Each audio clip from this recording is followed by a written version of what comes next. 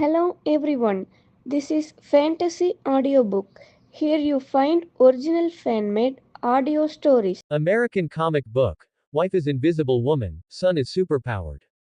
Part 3. The Milky White force field pulsed for the first time, energy radiation rippling outward with the device as the center, sweeping over everyone present. The Milky White force field began to disperse at a speed visible to the naked eye. At first, people didn't believe it, but when the energy swept over them and caused slight physical discomfort, everyone present believed William Stryker's words.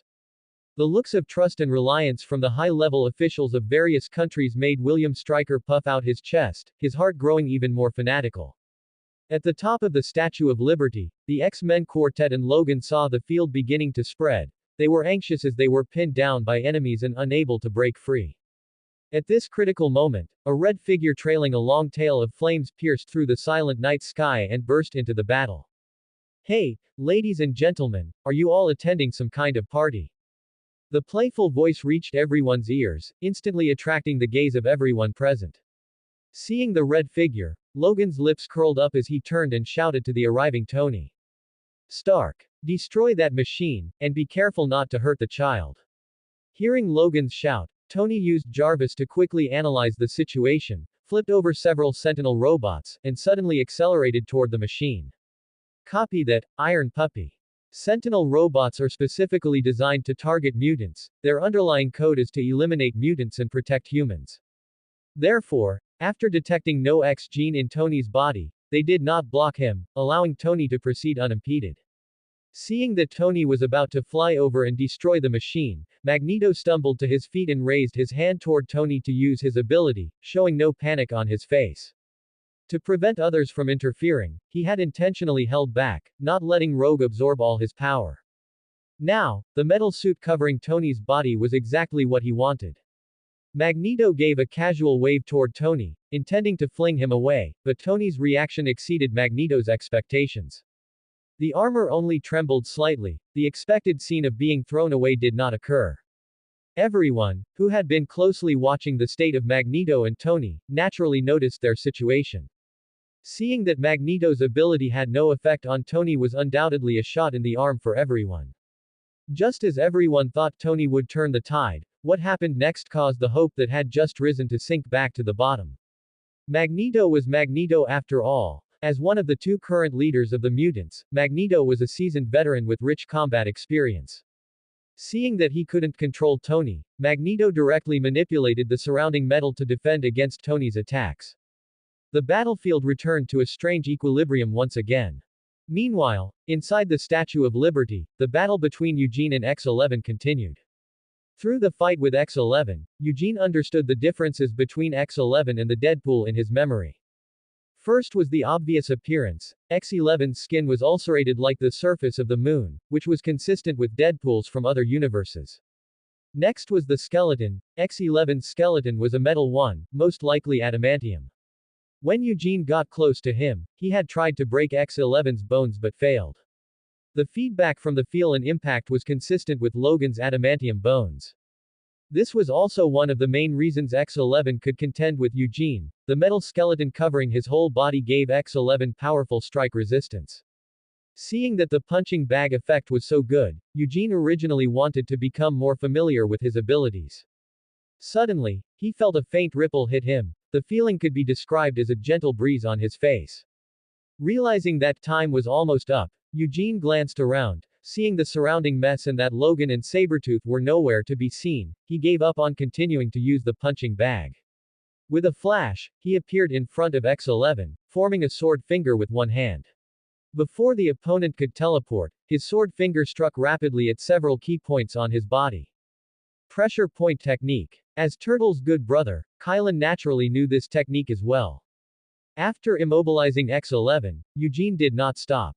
He pulled out the two blades protruding from X-11's arms and threw them into the system space, then circulated his chi to transform X-11 into a jade zombie. After dealing with X-11, Eugene immediately set off for the top of the Statue of Liberty. At this time, the top of the Statue of Liberty was a complete mess. The X-Men quartet, Logan, Sabretooth, Magneto, and Tony were in a multi-sided melee. Seeing that there were even Sentinel robots and Blink among them, Eugene frowned slightly and turned to look at the machine. It's time to end this. Eugene whispered, flipped his hand to take out the jade dual-chain blades from the weapon space, and just as in the Kylan inheritance, he swung the chain blades, infused them with vast chi, and threw them with force. 20 tons of base strength, layered with chi, as vast as a wide ocean. The jade dual-chain blades turned into a streak of emerald light, piercing straight through Magneto's device and splitting it in two. It was so fast that no one present could react. Seeing that the situation was lost, Magneto revealed a sinister smile and pulled out a peculiar button from his pocket. Just as he was about to press it, another streak of emerald light pierced right through Magneto's chest. In Eugene's view, Magneto was an out-and-out lunatic. For a guy who created big scenes at every turn, if there was a chance to deal with him, one shouldn't leave any future trouble. As for whether it would affect subsequent missions, he didn't care. His system had many tricks, and this was just a side mission. Witnessing this, Sabretooth decisively signaled Blink to open a portal and evacuate the scene. Cyclops and the other three widened their eyes, looking at this scene in disbelief. Eugene glanced at Cyclops's group, his eyes faintly glowing with green light as he exerted force to pull back the jade dual-chain blades, intending to drag back the weapon along with the dying Magneto. But just then, another anomaly occurred as a cloud of smoke quickly covered Magneto's body. Sensing the change, Eugene swung the jade dual-chain blades at Magneto again, but hit nothing but air. Magneto vanished from the spot, leaving behind only a red-skinned arm still pressing the button where he had been. Before anyone could think further, the eye lights of the surrounding Sentinel robots all turned red, and a cold electronic voice rang out in unison. Eliminate target. Eliminate target. Then, under the gaze of everyone present, nearly half of the Sentinel robots turned around in midair and dove toward the high-level officials of various countries below. Realizing what the button's function was, Eugene immediately took out a string of pulse bombs and an anti-pulse device from the system space and threw them to Tony. Pulse bombs were weapons Eugene had created specifically to deal with technological enemies. To counter future enemies, he had spent his spare time making quite a few specialized gadgets. Stark. Tony looked at the pulse bombs and the anti-pulse device Eugene threw over and immediately understood Eugene's intention. According to Jarvis's analysis, once these pulse bombs exploded, they could paralyze all electronic units within a 50-meter range in 1 second. After catching the bombs, Tony didn't hesitate and chased after the Sentinel robots below. Cover the red tin can. Eugene shouted to remind everyone, while simultaneously taking out another pulse bomb from the system space, holding it high, and detonating it. The two Sentinel robots rushing toward Eugene crashed on the spot. Cyclops, Storm, and Jean, the three who possessed long-range means, immediately used their respective abilities to provide full support for Tony's actions after hearing Eugene's reminder. Below the Statue of Liberty, William Stryker originally intended to wait a moment before ordering the Sentinel robots to destroy Magneto's machine. He wanted to use the enemy's strength to highlight his own calmness and resourcefulness in the face of danger. But to his surprise, even though he hadn't yet ordered the machine's destruction, the force field expanding in the sky suddenly dissipated. Realizing that Magneto had failed, William Stryker cursed Magneto as a piece of trash in his heart. Seeing the plan change, William Stryker suppressed his rising anger, forced a smile, and looked at the international officials and media reporters watching him. Thinking of the X-Men bunch and then of Professor X's personality. William Stryker sneered inwardly, deciding to take the credit for defeating Magneto for himself first. With an idea in mind, William Stryker looked at the international officials with a smug smile. Ladies and gentlemen, this crisis has been resolved by the Sentinel robots I brought. Next, I will arrest all mutants involved in this incident. Just as William Stryker was halfway through his sentence, an exclamation broke out from the crowd. Hey, look at the sky. Those robots are flying toward us. Everyone's attention was drawn as they looked up at the sky. They couldn't see clearly before because they were too far away, but now that the robots were flying toward them, they had to get a good look. Seeing everyone's gaze fixed on the Sentinel robots, William Stryker didn't show any dissatisfaction. Instead, he followed their lead and began to explain the Sentinel robots. Ladies and gentlemen, there is no need to panic. Before he could finish, a Sentinel crashed to the ground and launched an attack on the nearest crowd. Several people nearby were kicked flying, their screams exploding alongside the sound of metal impacts. This sudden turn of events left William Stryker completely stunned. By the time he regained his senses and tried to stop the Sentinel robots, he found that his commands had no effect at all. Help! Quick! Stop these robots! They've gone mad! The gathered crowd became the perfect targets for the Sentinel robots, making fire coverage and suppression effortless. The scene instantly fell into chaos. Human soldiers were as fragile as paper before the 4-meter-tall steel giants, collapsing at the first touch. Seeing this scene, only two words remained in William Stryker's mind. It's over. Watching the Sentinel robots sweep through the soldiers and move toward the international officials. In this moment of crisis, Tony, wearing his Iron Man suit, descended from the sky and hovered above the crowd, throwing pulse bomb at the surrounding Sentinel robots. Get down! Tony's voice reached everyone's ears through the suit's amplification system. Everyone present had just been terrified and hadn't yet reacted to Tony's words when several explosions rang out in their ears. When people looked up again, those previously berserk Sentinel robots were already paralyzed and unable to move. The people who regained their senses, especially the media, were incredibly excited and grabbed their cameras to take photos, hoping for an exclusive. However, when they picked up their cameras, they found that their equipment, like the Sentinel robots, had been damaged. Realizing the problem, the reporters looked up at Tony in the sky with frustration. Seeing the Sentinel robot crisis resolved by Tony, a glint flashed in William Stryker's eyes. He wanted to step forward to say something, but his path was blocked by a whistling chain. Following the chain, William Stryker saw a masked man walking toward him. Behind the man followed his old friend, Wolverine Logan, and a girl with a bit of white hair. Thinking of the previous news, William Stryker narrowed his eyes at the man and said in a mocking tone, "Electro Boy." Hearing that shitty nickname, Eugene's eyebrows shot up under his mask. He swung his jade dual chain blades to bind William Stryker and pulled the chain toward Tony. The bound William Stryker wanted to shout, but thinking of the berserk Sentinel robots, he sullenly swallowed the scream stuck in his throat. With nowhere to vent, he looked at Logan with a provocative gaze and sneered. "Logan, long time no see. Have you regained your memory?" Logan's lip twitched. He didn't want to pay attention to William Stryker, but William Stryker persisted.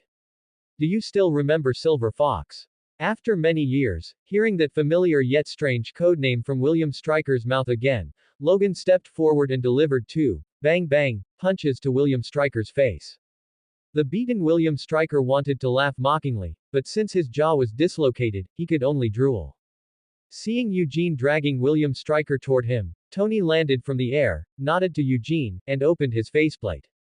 Using the suit's new projection feature, he informed everyone present of Magneto's plan tonight, William Stryker's conspiracy, and how he had failed spectacularly.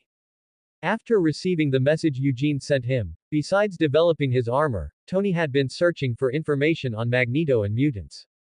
This search eventually led him to William Stryker, the military man specifically in charge of mutants. After discovering a connection between William Stryker and one of Magneto's subordinates named Sabretooth, driven by curiosity, Tony conducted an in-depth investigation. As a result, this investigation turned up something big. Not only did William Stryker attempt to frame the mutants, but this Sabretooth was also a double agent playing both sides. It was precisely because he was so immersed in the investigation that the development of the suit slowed down, and he arrived a bit late. But fortunately, he made it just in time.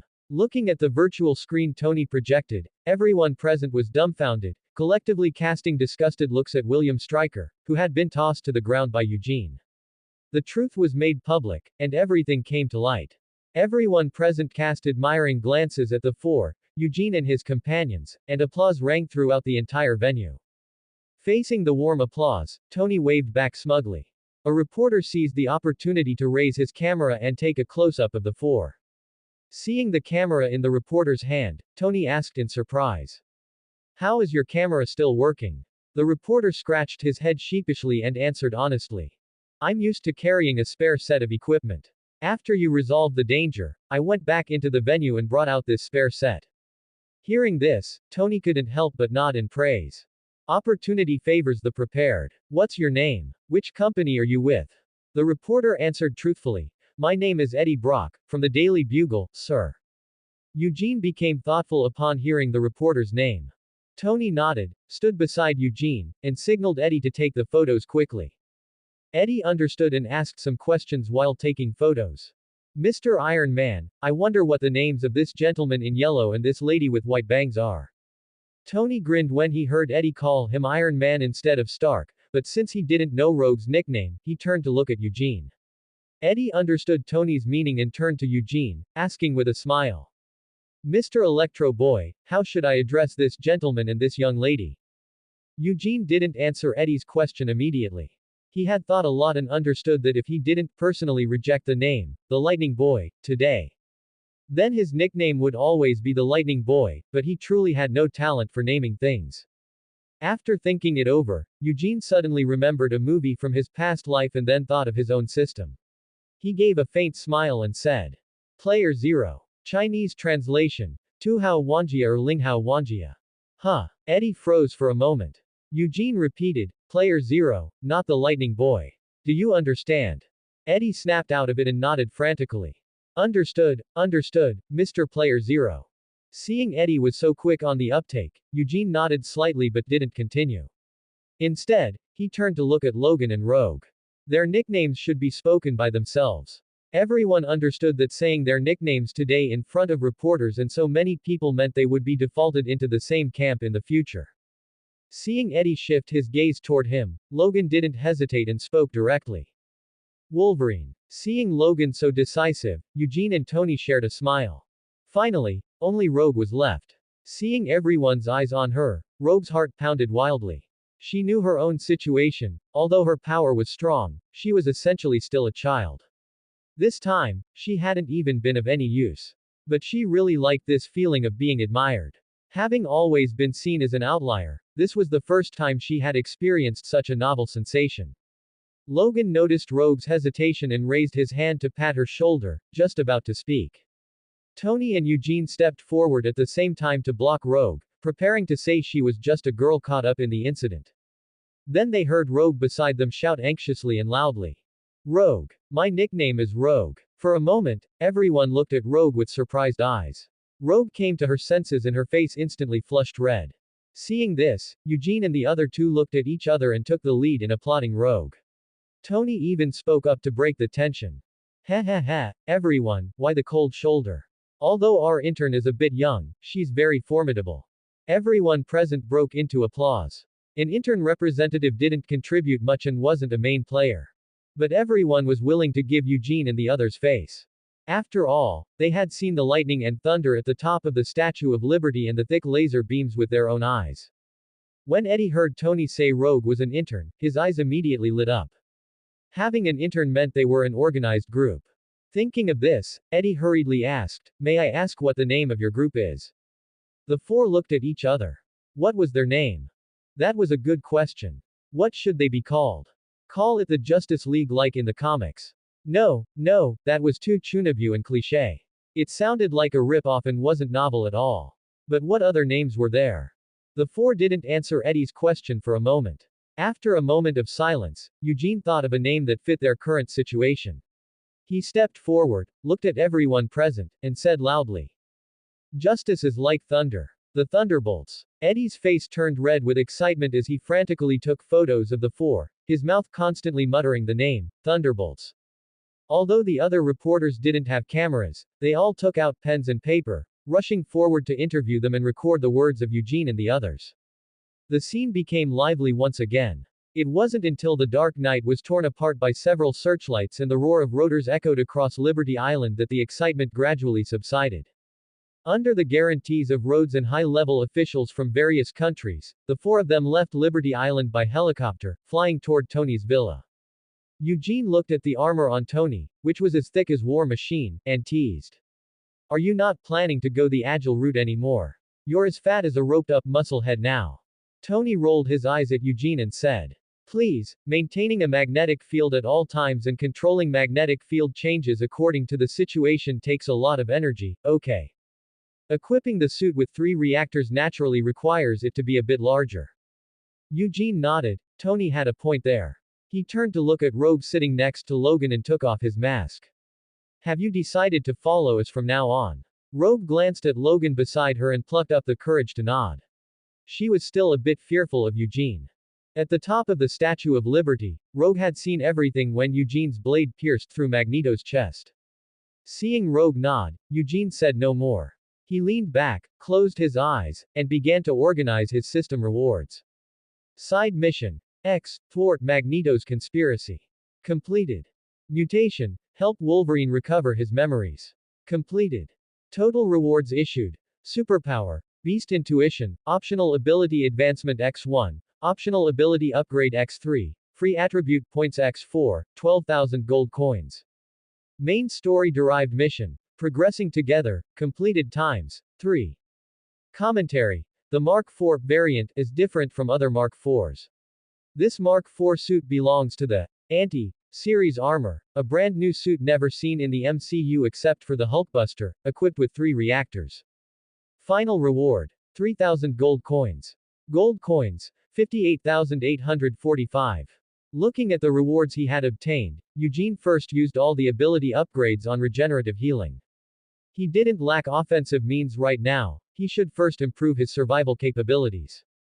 Regenerative healing LV4. Regenerative healing LV5. Damaged tissues can be repaired in an instant, decapitated limbs can be regenerated, and the healing speed is doubled again.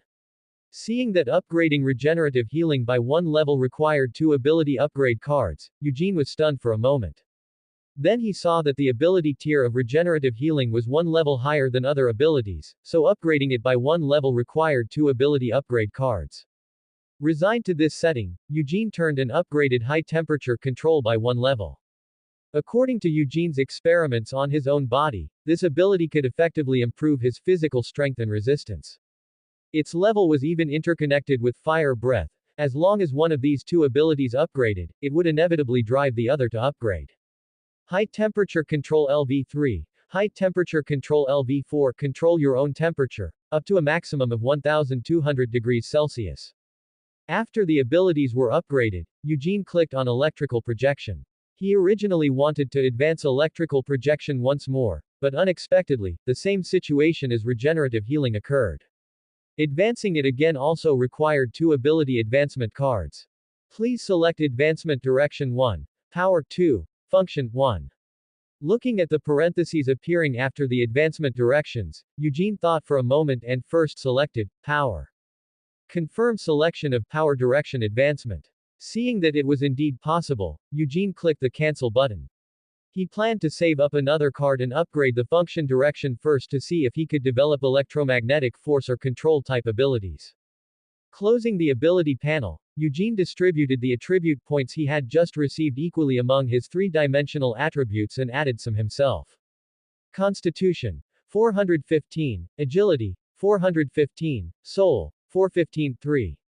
Gold coins. 57,845.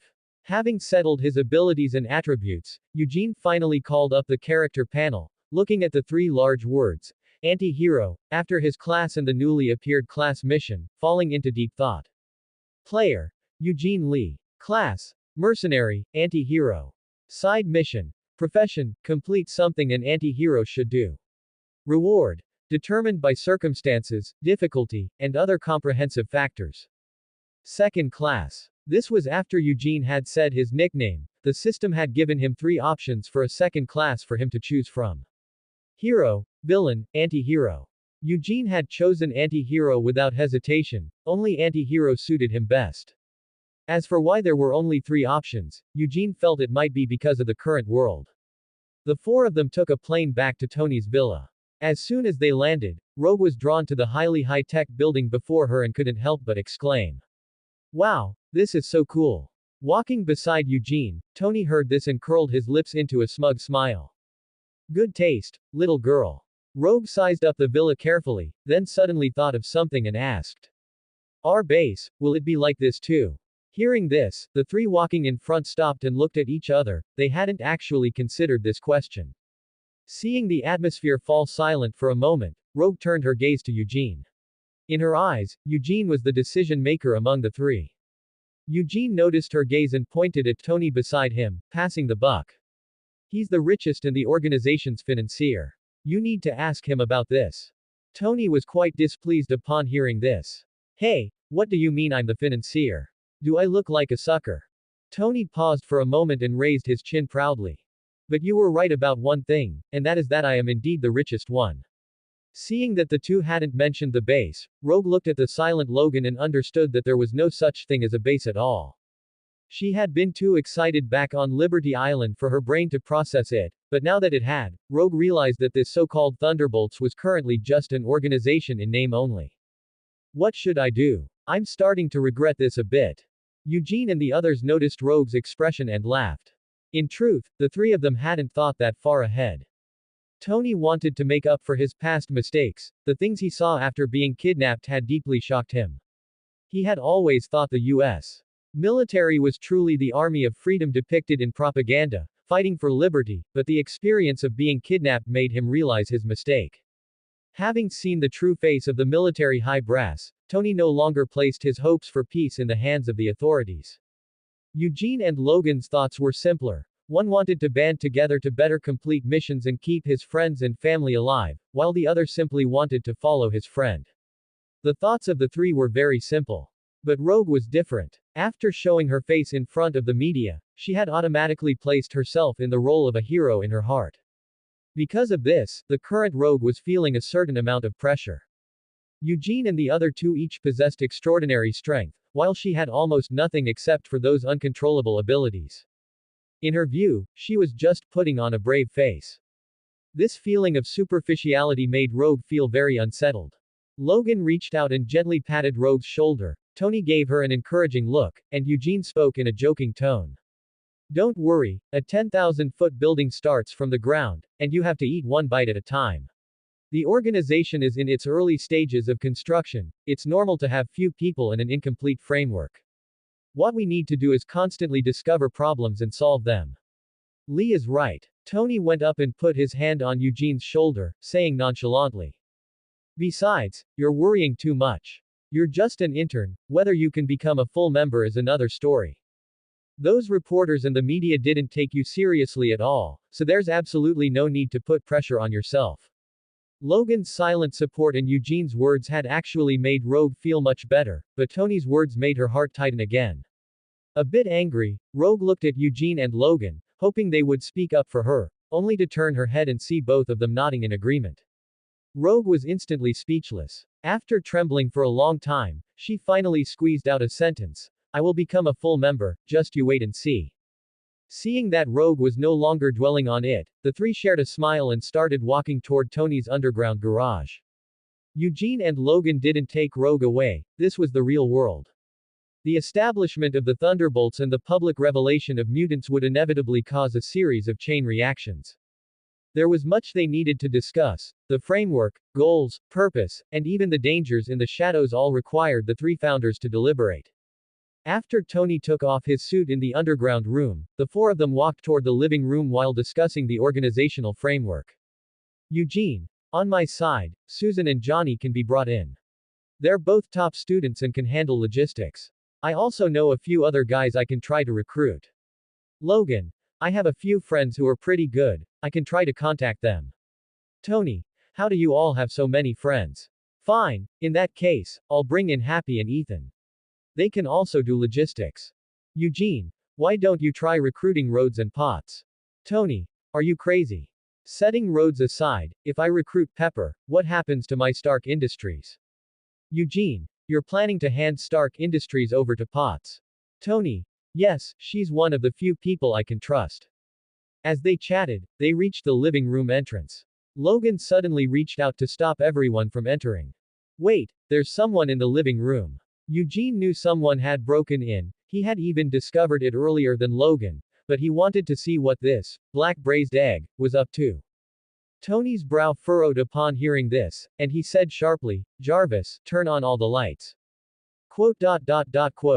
There was no response. Tony's face darkened, and he raised his voice to command again. Jarvis, lights. When there was still no response after two shouts, Tony's heart sank, and his expression turned even grimmer. Just as Tony was about to activate a backup plan, a weathered voice emerged from the darkness.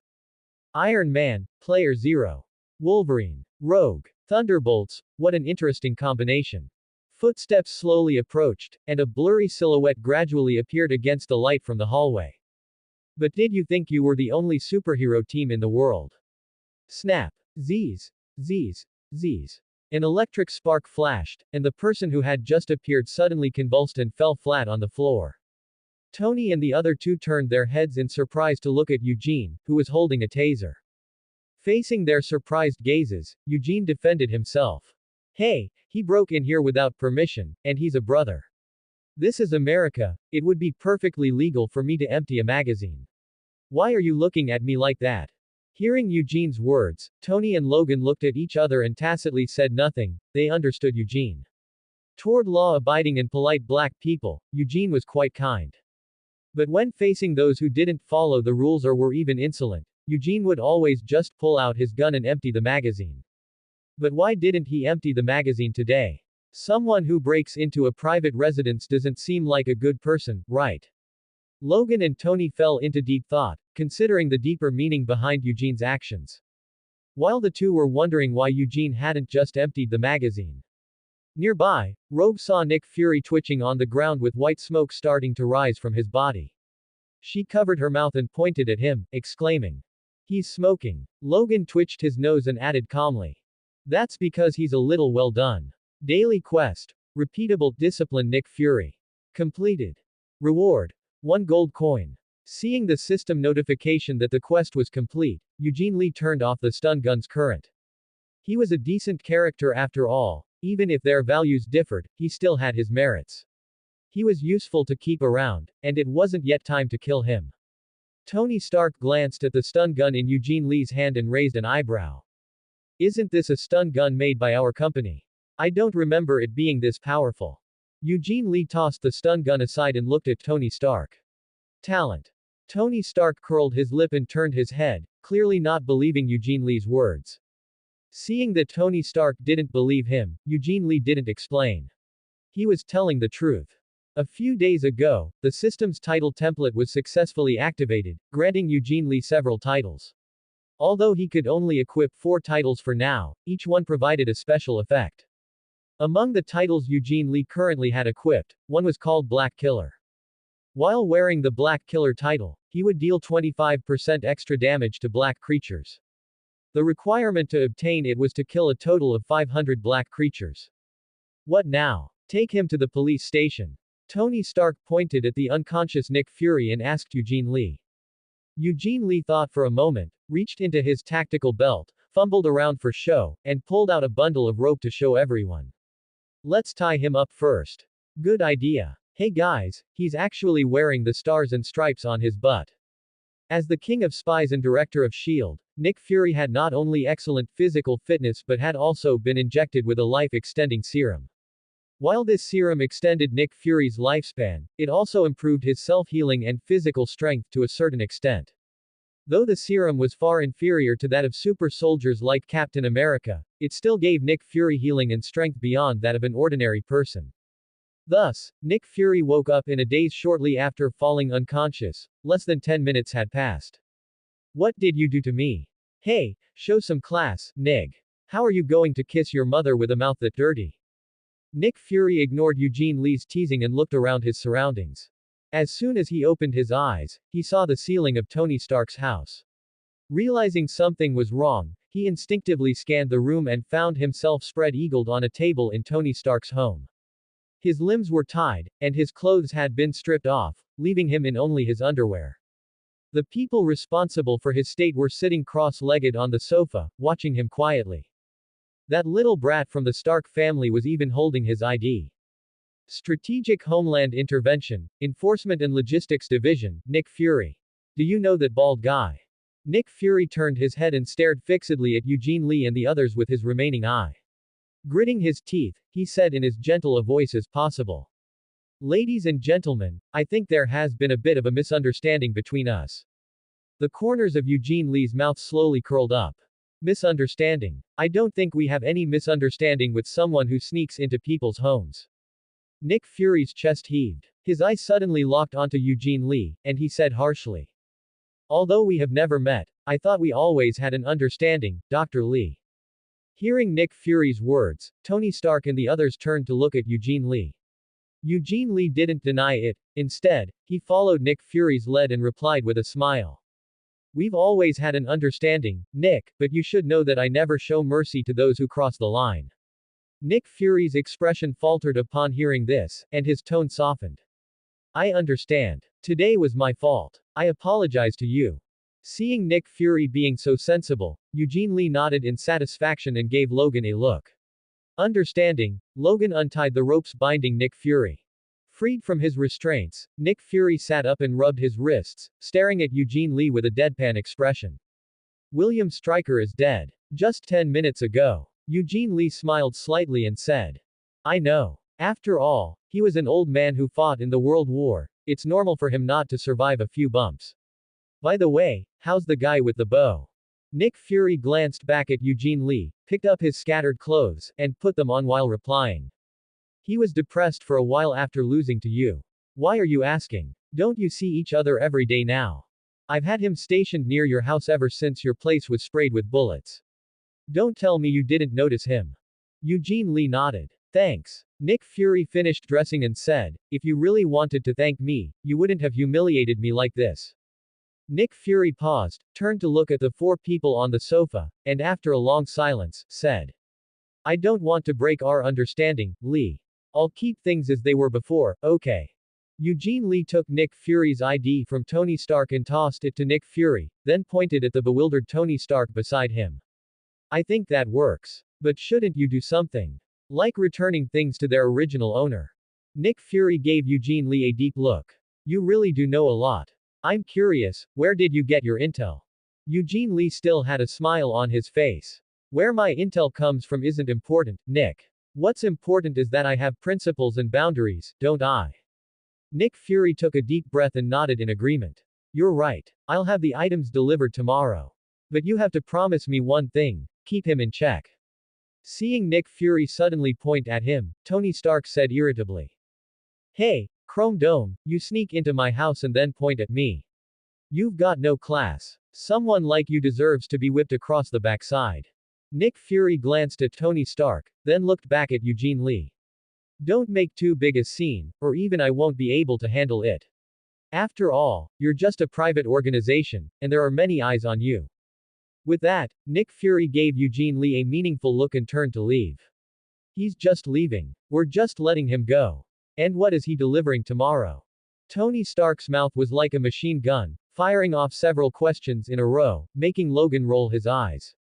I said, can you ask them one at a time? Tony Stark looked at Logan, completely ignoring his annoyance, and continued. Aren't you curious? Then again, with your brain, you probably can't process that much. Say that again, I dare you. Hey, don't get mad, buddy. I'm just stating facts. Seeing the two were about to start an argument, Eugene Lee gave Rogue a reassuring look and reached out to press down on both their shoulders.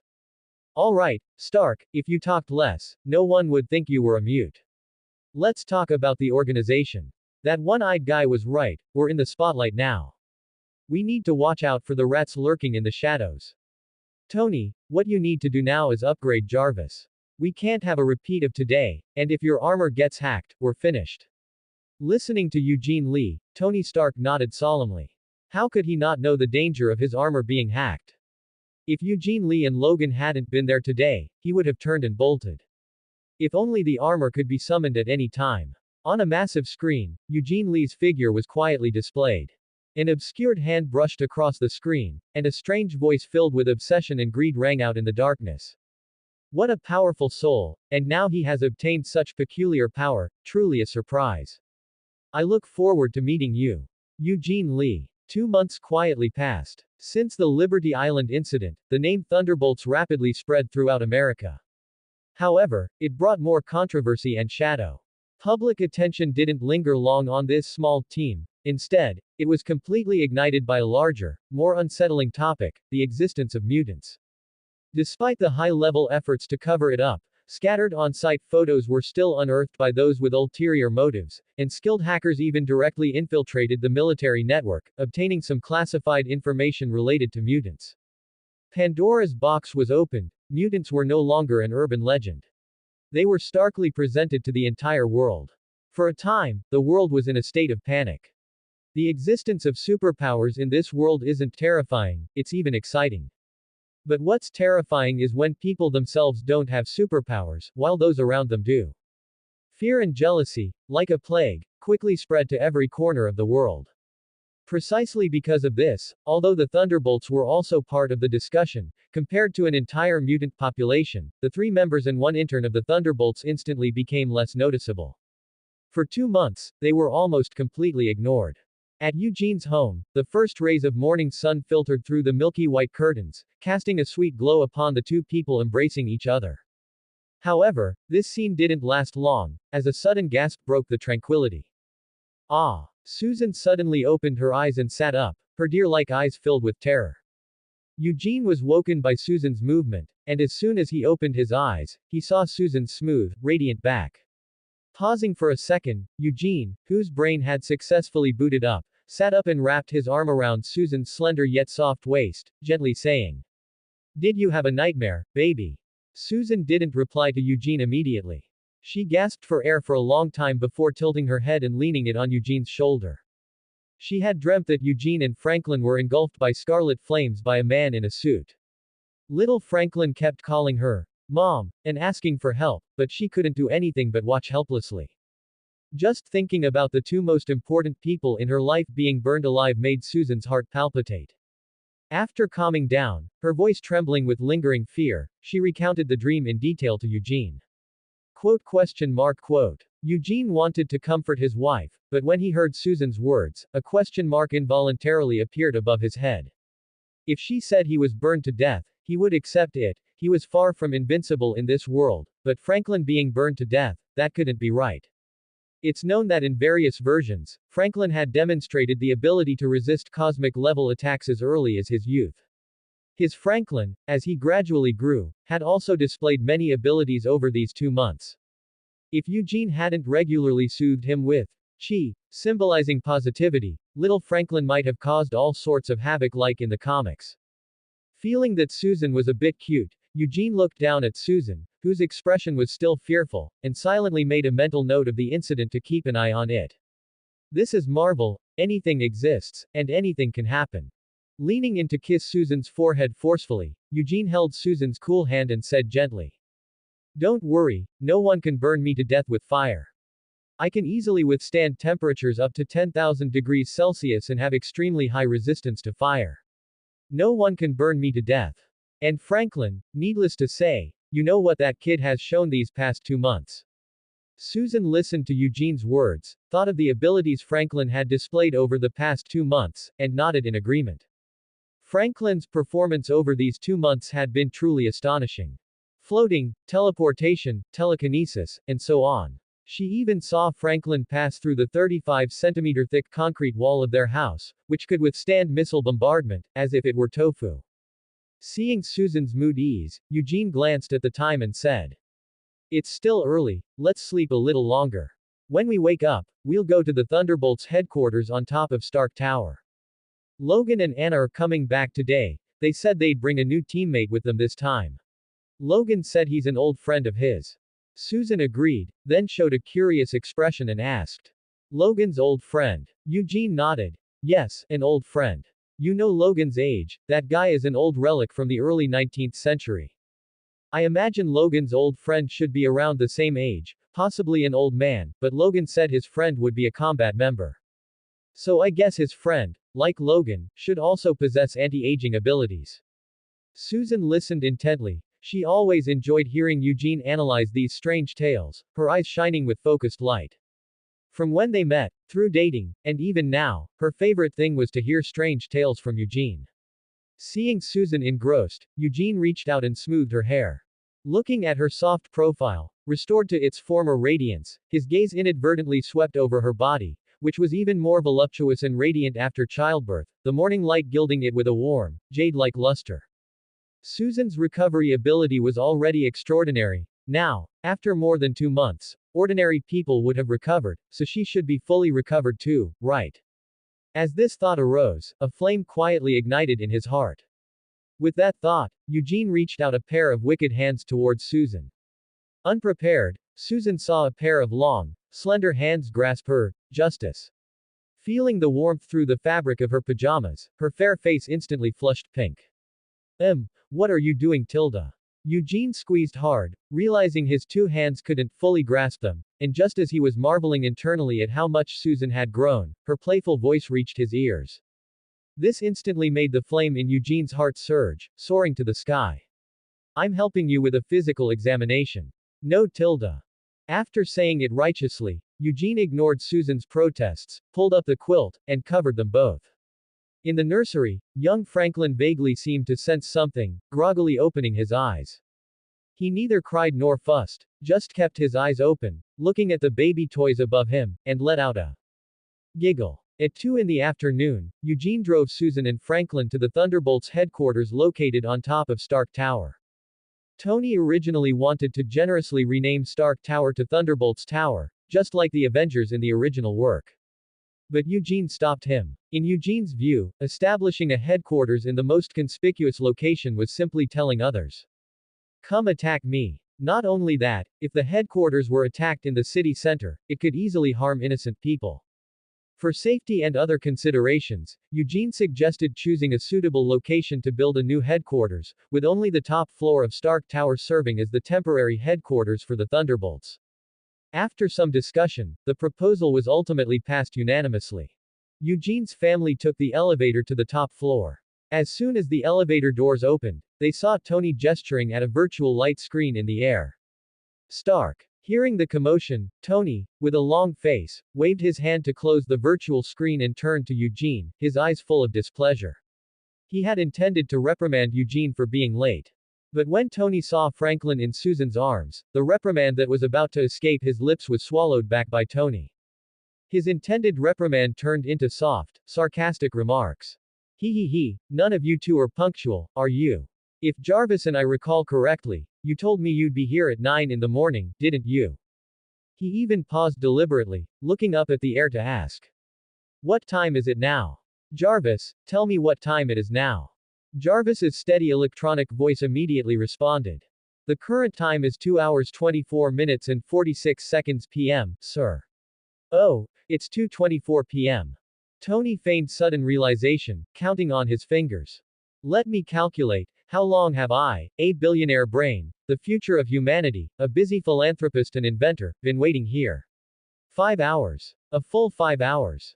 He turned to Eugene, a smile as fake as could be plastered on his face, his voice deliberately soft and slow. No calls answered, no messages returned. So, may I be so bold as to ask, Dr. Lee, what, nationally important affair, exactly delayed your precious morning? Eugene spread his hands and walked towards Tony with a smile. Don't be such a stranger, Stark. Where are Logan and the others? Tony shook his head and sighed. I don't know. They said they ran into some trouble and would be back later. Trouble? Yeah, see for yourself.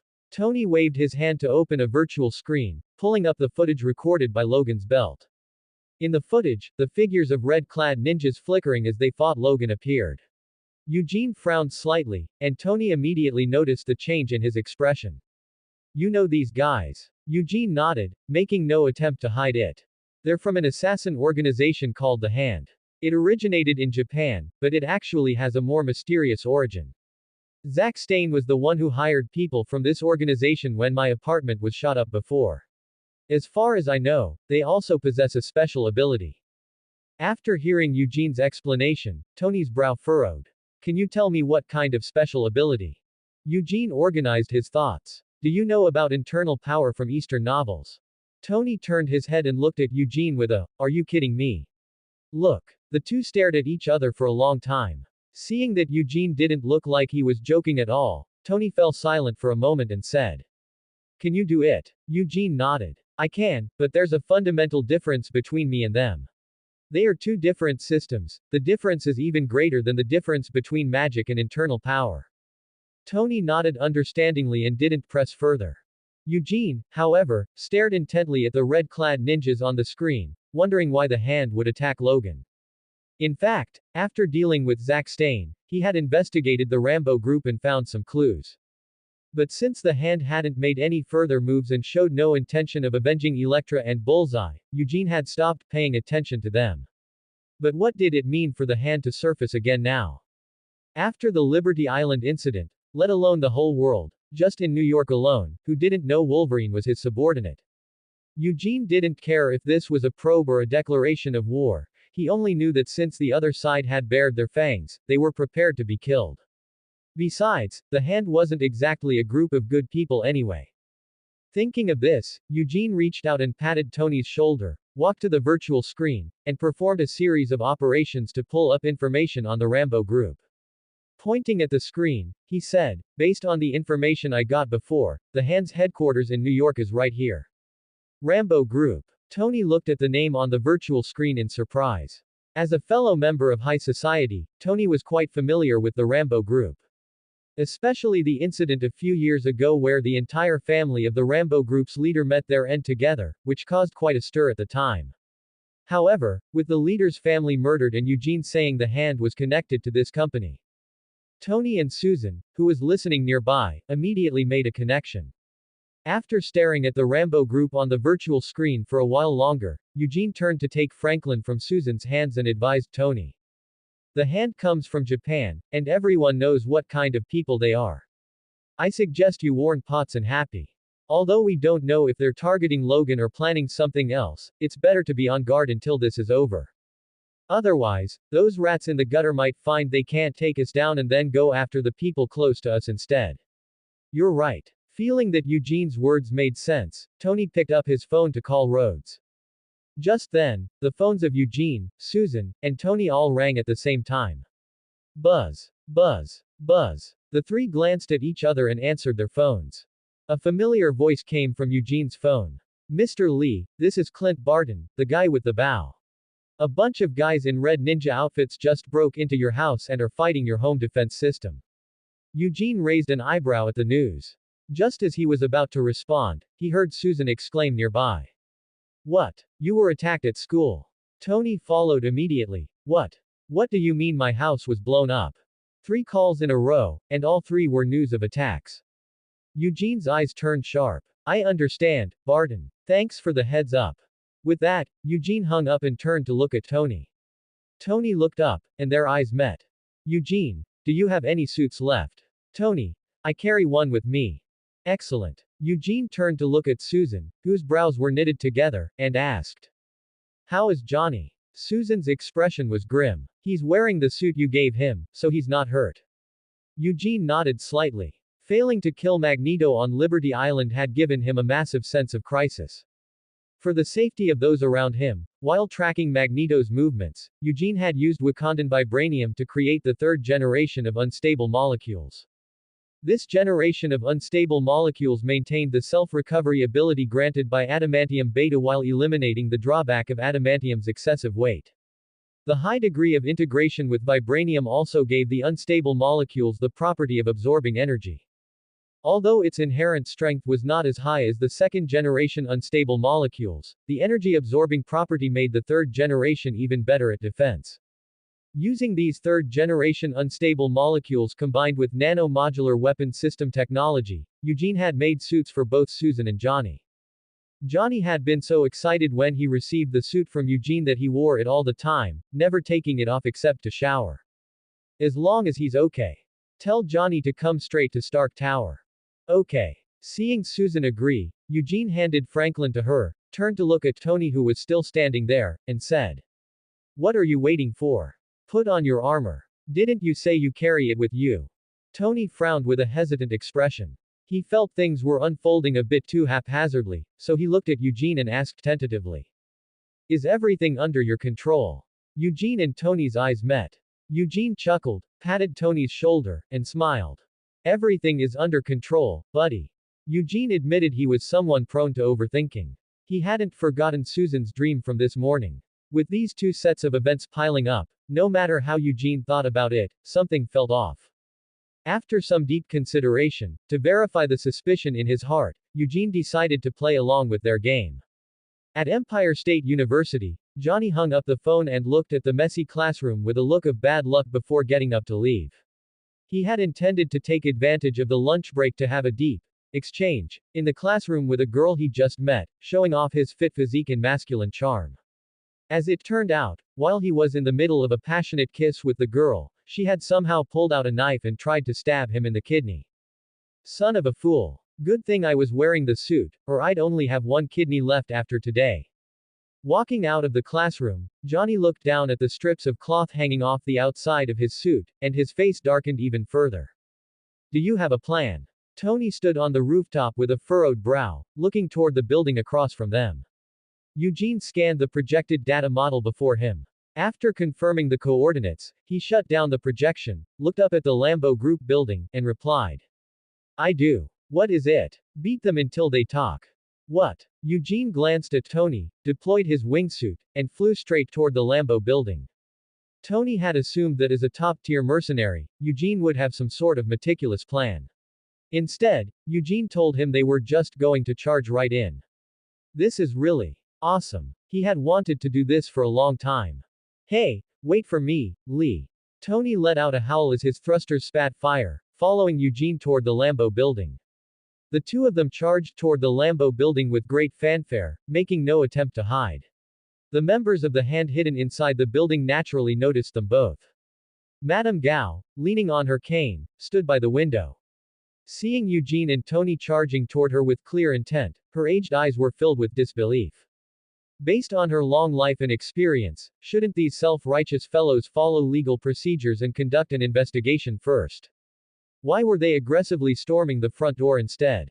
And why the hell was that wingsuit spitting out a tail of fire? But it was just as well that they came. She could take them down and complete Lord Beast's mission.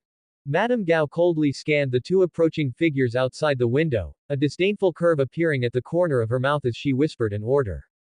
Bullseye, Electra, use the power Lord Beast bestowed upon you, and go seek your revenge. As you command, Madam. X2. As the words fell, a man and a woman slowly stepped out from the corners of the office and stood behind Madame Gao. The entire Lambo group went into a state of high alert. Through scanning, Eugene learned of the situation inside the building. He pulled a weapon from his system space and locked onto Madame Gao's office. Boom! A purple light projectile struck the building's exterior wall, blowing a giant hole about 5 meters in diameter. All glass within a dozens of meters radius was shattered into fragments. The explosion was deafening, causing even the pedestrians on the street below to stop in their tracks. Hey, look! What's that? It's Iron Man and Zero. Are they on a mission? Eugene ignored the people gathering below. Before the operation, he had Tony send out a mass evacuation message to the residents near the Lambo group.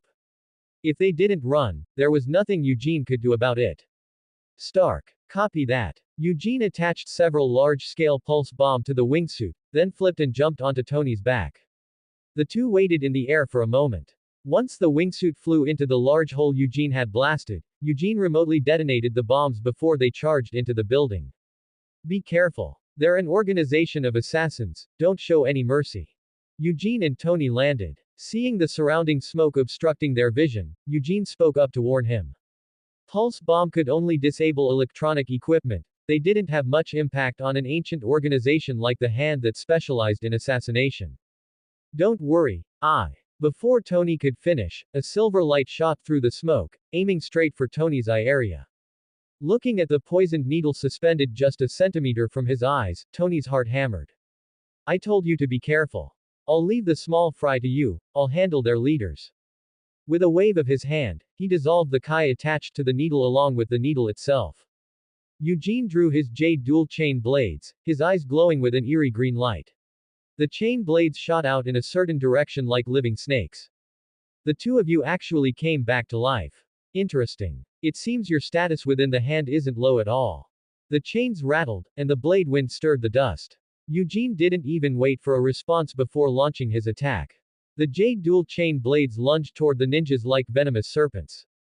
The ninjas of the Hand swarmed forward, only to be killed one after another by the swinging chain blades. Electra and Bullseye wanted to take advantage of a gap to launch a sneak attack using the power of Kai, but Eugene's pair of chain blades moved so fast they formed an airtight defense. Neither Electra's high-speed movement nor Bullseye's 100% accuracy had any effect. Seeing this, Madame Gao stepped forward to help with a frown. However, the wave of kai she struck out was sliced open by Eugene as easily as cutting tofu. The entire scene became Eugene's personal show. Watching from the side with a furrowed brow, Tony swatted away a ninja from the hand and couldn't help but complain. Why do I have zero sense of participation? Seeing that the abilities Eugene displayed far exceeded her expectations, Madame Gao decisively abandoned Electra, Bullseye, and the rest of the members to flee after blocking a few of Eugene's shockwaves. She didn't have many special traits other than being pragmatic. Since the current situation was unfavorable, if she didn't slip away while others were acting as meat shields, when would she? As for using hostages as a threat, she had lived for at least several hundred years. In her experience, a fellow who didn't follow the usual rules like this was unlikely to care about the safety of hostages. Madame Gao's thoughts naturally couldn't hide from Eugene. Seeing that she wanted to run, Eugene's eyes turned sharp. He threw out 6 jade zombies to help Tony deal with the small fry and then flashed to the side of Electra and Bullseye. Seeing the crimson flash in their eyes, Eugene understood. How could something as heaven-defying as resurrection come without a price? Without saying a word, Eugene raised his hand and drained their kai, turning them both into jade zombies before turning to chase the fleeing Madame Gao. Madame Gao witnessed Eugene turning the two into jade pendants and then turning his emerald green eyes toward her. Her whole body trembled as she circulated the kai in her body with all her might to escape. But how could Eugene let her have her way? The jade dual chain blades broke the sound barrier several times over, striking from behind like spirit snakes to bind Madame Gao and violently drag her back. Seeing herself getting closer and closer to Eugene, watching the green light blooming from his eyes and hands, and feeling her life and soul draining away. The life-clinging Madame Gao was instantly scared out of her wits. She understood that if her soul was gone, even the beast couldn't resurrect her. Realizing this, Madame Gao hurriedly cried out for mercy. No. I'll talk. I'll tell you everything. Just don't kill me. Just spare my life. Feeling the speed of her life force draining slow down and seeing Eugene's cold expression, Madame Gao didn't dare hesitate for a second and screamed at the top of her lungs. It's the beast. He is the faith of our hand. He is very interested in you. As long as we catch you, he will grant us eternal life and the power to rule the world. I just wanted to get to you first and offer you to the beast to gain immortality. That's why I attacked you and your family and friends. Madame Gao gave a general account of what she knew, then looked at Eugene with expectant eyes, hoping he would let her go. Meeting Madame Gao's gaze, Eugene revealed a kind smile, then drained her kai and transformed her into a jade zombie. Listening to Madame Gao's broken down curses before she turned into a jade pendant, Eugene chuckled and picked it up. I never said I would let you go. But don't worry, not a single one of your hand will escape, including that so-called beast. Stowing the jade pendant, Eugene Lee found Tony. As the two met, Tony pointed at the jade zombies and asked with interest. What are these? Eugene Lee raised his hand, and the jade zombies automatically transformed into jade pendants, flying into his palm. Seeing this, Tony immediately opened his faceplate and leaned in with wide eyes. Is this a superpower? He bent down, staring at the jade pendant, looking it over from left to right, and had Jarvis scan it. The result came back as an ordinary jade pendant. Tony looked up and squinted at Eugene Lee. He was very curious about this new ability Eugene Lee had displayed. Eugene Lee nodded and put away the jade pendant, patting Tony on the shoulder. You can think of it as a mysterious Eastern power. A mysterious Eastern power. Tony rubbed his chin thoughtfully, glanced at Eugene Lee, and then struck a Wing Chun pose. Like this. Eugene Lee looked at Tony with a smile and nodded slightly, close enough. Tony stopped his movements and turned to point at the dilapidated rooms behind him. Credit where it's due, the Lambo building was built well, it didn't collapse even after such a fierce fight. The foot ninjas were all taken out by your animal friends. What do we do now? I originally wanted to gather some data, but because of your pulse bomb, all of their electronic equipment is fried. Eugene Lee used his emerald kai eyes to look around. After confirming there were no remnants left, he deactivated the ability. What do we do? Call the guys from SHIELD to come and clean up the mess. Reaching into his pocket, he pulled his phone out of the system space and calmly dialed Hawkeye's number. Beep. Beep. Click. Hawkeye. This is Clint Barton. Eugene Lee. This is Eugene Lee. I'm at the Lambo building. I've wiped out the home base of the guys who attacked me. I need your people to come and clean up the mess. Quote. Seeing that the other end of the line had suddenly gone silent, Eugene Lee raised an eyebrow. Hello. Can you hear me? On the other end of the phone, Hawkeye looked at the device in his hand with a complicated expression. He couldn't understand how someone could act so familiar. Was their relationship even that good? Hawkeye was silent for a moment. Hearing Eugene Lee's urging voice on the phone, he organized his thoughts and said, "No problem, Dr. Lee. We'll send someone over right away." "Good. We'll wait here for your people to arrive." Having received a response, Eugene Lee said one last word and hung up, turning to look at Tony beside him. "You wait here for the SHIELD guys. I'm leaving first." After saying that, Eugene Lee turned to leave. Seeing this, Tony quickly reached out to stop him. "Hey, buddy, how can you just leave first?" Eugene Lee looked at the indignant Tony and chuckled. He bypassed Tony and walked toward the stairs. Stopping at the stairwell, he looked back at Tony and said as if it were the most natural thing in the world. "I was the one who did most of the work just now. You were just a bystander, so of course you're the one handling the aftermath." Sigh tilde. Tony wanted to argue, but unfortunately, it was the truth. Eugene Lee's words left him with no fundamental reason to refute. He even felt that Eugene Lee was right. He could only hesitate to speak, then watch helplessly as Eugene Lee walked away. After parting with Tony, Eugene Lee didn't actually leave the Lambo building. When he had used his Emerald Kai eyes earlier to check for any remaining enemies, he had seen a special energy existing beneath the Lambo building. The moment he saw this energy, Eugene Lee thought of the dragon bone. This was good stuff. It originated from the remains of Shoulao the Undying and contained the power of the divine dragon. Like the Phoenix Force, it was a cosmic-level energy. The reason Madame Gao and the other 4 leaders of the Hand could live so long was because of this dragon bone. 2 months ago, when Eugene Lee first absorbed someone else's Kai, he personally felt the drawbacks of doing so. The chaotic Kai from Deadpool or X-11 had almost driven him mad. When he accepted Kylan's Kai, the system helped him organize it, but the system wouldn't help when he absorbed others' Kai himself. This personal experience and feeling gave Eugene Lee a deeper understanding of Kai. Although absorbing someone else's self would change one's own self, as long as the balance of yin and yang was controlled, the problems would be much smaller. Currently, what he absorbed was all negative and dark selves like those of Deadpool and Madame Gao. This had a great erosive effect on his own self. Before finding a solution, he could only seal the Kai in jade pendants and not absorb it. Now, the appearance of the dragon bone made his eyes light up. This kind of energy with a positive aura made his researcher's soul burn with passion.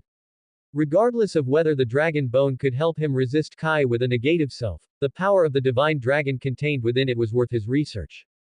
With these thoughts in mind, Eugene Lee activated his Emerald Kai eyes and stealthily headed toward the location of the dragon bone.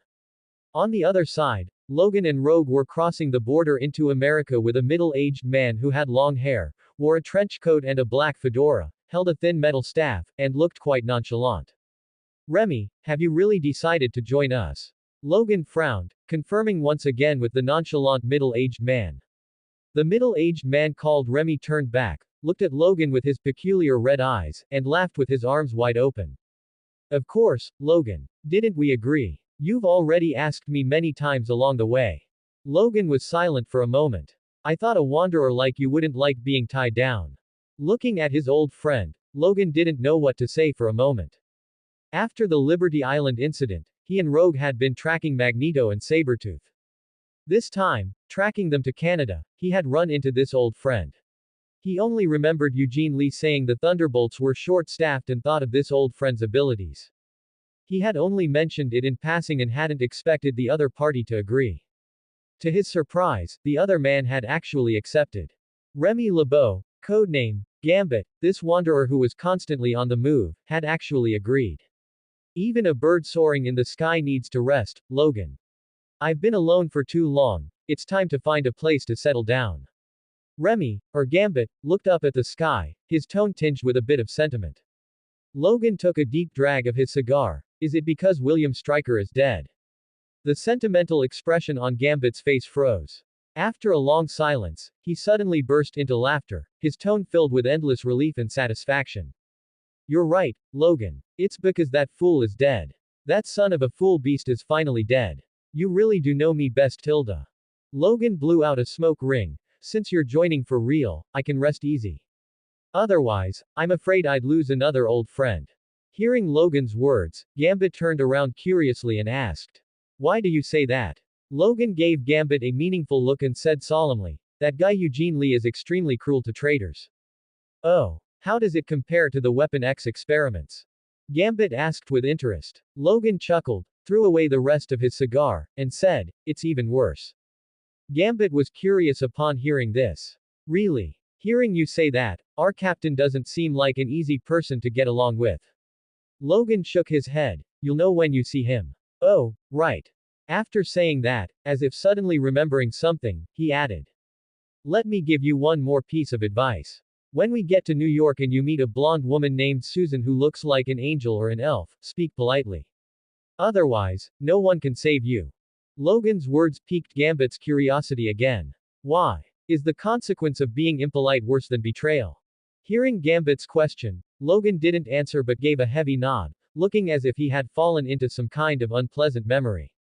Taking the dragon bone, Eugene coolly left the Lambo building and returned to Stark Tower. "Hey, baby, Daddy's back." Eugene walked toward Susan with open arms and took little Franklin from her embrace. "Awoo, Tilda." Little Franklin, who was playing with Susan, brightened up when he saw Eugene return, reaching out for him with a giggle. Seeing Eugene return, Johnny wore a rare serious expression. "How did things go?" Holding Franklin, Eugene gently pinched his chubby cheeks and turned to look at Johnny and Susan. The hand were like rats in the gutter. Once they stuck to you, they were hard to shake off. He didn't plan on keeping them in the dark. Letting them know would allow them to take precautions. Although there wouldn't be any issues with Franklin around, it was still better to be careful. Mostly, he was afraid Johnny might accidentally kick the bucket, which would make Susan sad. If he hadn't yet fully figured out what Qigong was, he would have taught it to the two of them long ago as an extra means of survival. Thinking this, Eugene informed them about the hand. After hearing him out, both had expressions of having learned something new. "Are you saying we're being targeted by an assassin organization that's been around for centuries?" "Oh, what are you doing?" Johnny was habitually swearing, but before he could finish, Susan elbowed him in the ribs. Susan glared at Johnny. "Franklin is still here. No swearing." Hearing this, Johnny turned to look at Franklin, who was lying in Eugene's arms sucking his thumb and looking at him innocently. He originally wanted to say that Franklin was so tiny, could he even understand what was being said? But looking into his sister's and Franklin's eyes, Johnny swallowed the swear word on the tip of his tongue and relented. Fine, I'll watch it. What are you going to do next?" "Let me guess, fly to Japan and take out their nest. Can you bring me along? You know, I'm a genius pilot. I can fly anything." Looking at the unreliable Johnny, Eugene fell silent. He actually did want to take Johnny with him. He didn't have to worry about Susan's safety at all. Not to mention the system's bond skill, he could teleport to her side at any time. At this stage, with Franklin by Susan's side, he had nothing to worry about. On the contrary, he was a bit worried about Johnny's safety. "No rush. Intelligence first. I don't know much about the hand's distribution of power in Japan. I need to get some intel. Let's head home first." Seeing that Eugene didn't answer his question, Johnny thought he had been rejected and pouted. He wanted to lean in and say something nice to convince Eugene to take him. But he was stopped by a look from Susan. With no other choice, Johnny reluctantly followed the couple out of Stark Tower.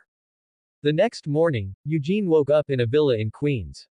Since the hand knew the location of their previous house, Eugene had simply abandoned it.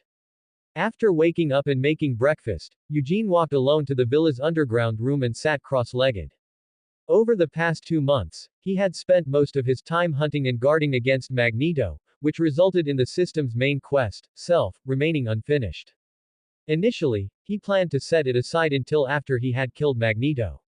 Now, Susan's dream and the hand's sudden madness gave Eugene a sense of urgency. He was still too green. The waters of Marvel were too deep, he felt like he couldn't quite handle it. Looking at the quest summary, organize and digest, clarify the self, and be firm in one's heart.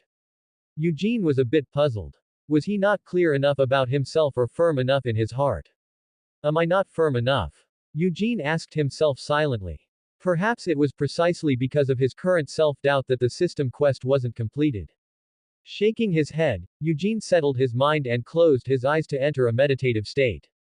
He wanted to see if accepting the chi of other kung fu masters from the Kylan inheritance would be of any help to him. The morning slipped away unnoticed. After eating breakfast and feeding Franklin, Susan changed into the training clothes Eugene had prepared for her and went into the village gym to practice the kung fu Eugene had taught her. Too much had happened this year. Susan felt like the world had gone crazy. Mutants, assassin organizations with secret longevity techniques, iron flyers, and so on, everything was coming out. Even her husband and son were among them. It made Susan's fear of going to the universe for observation weaken significantly. Picking up a towel to wipe her sweat, Susan walked out of the gym, poured a glass of water, and headed toward the underground room. Entering the code, Susan opened the door to the underground room and saw Eugene sitting cross-legged on a table, meditating. Susan quietly placed the water glass on the nearby computer desk, then found a chair and sat down carefully, cupping her face in her hands and watching Eugene silently. So handsome. Looking at Eugene's peaceful face, Susan's lips curled up and her eyes narrowed slightly.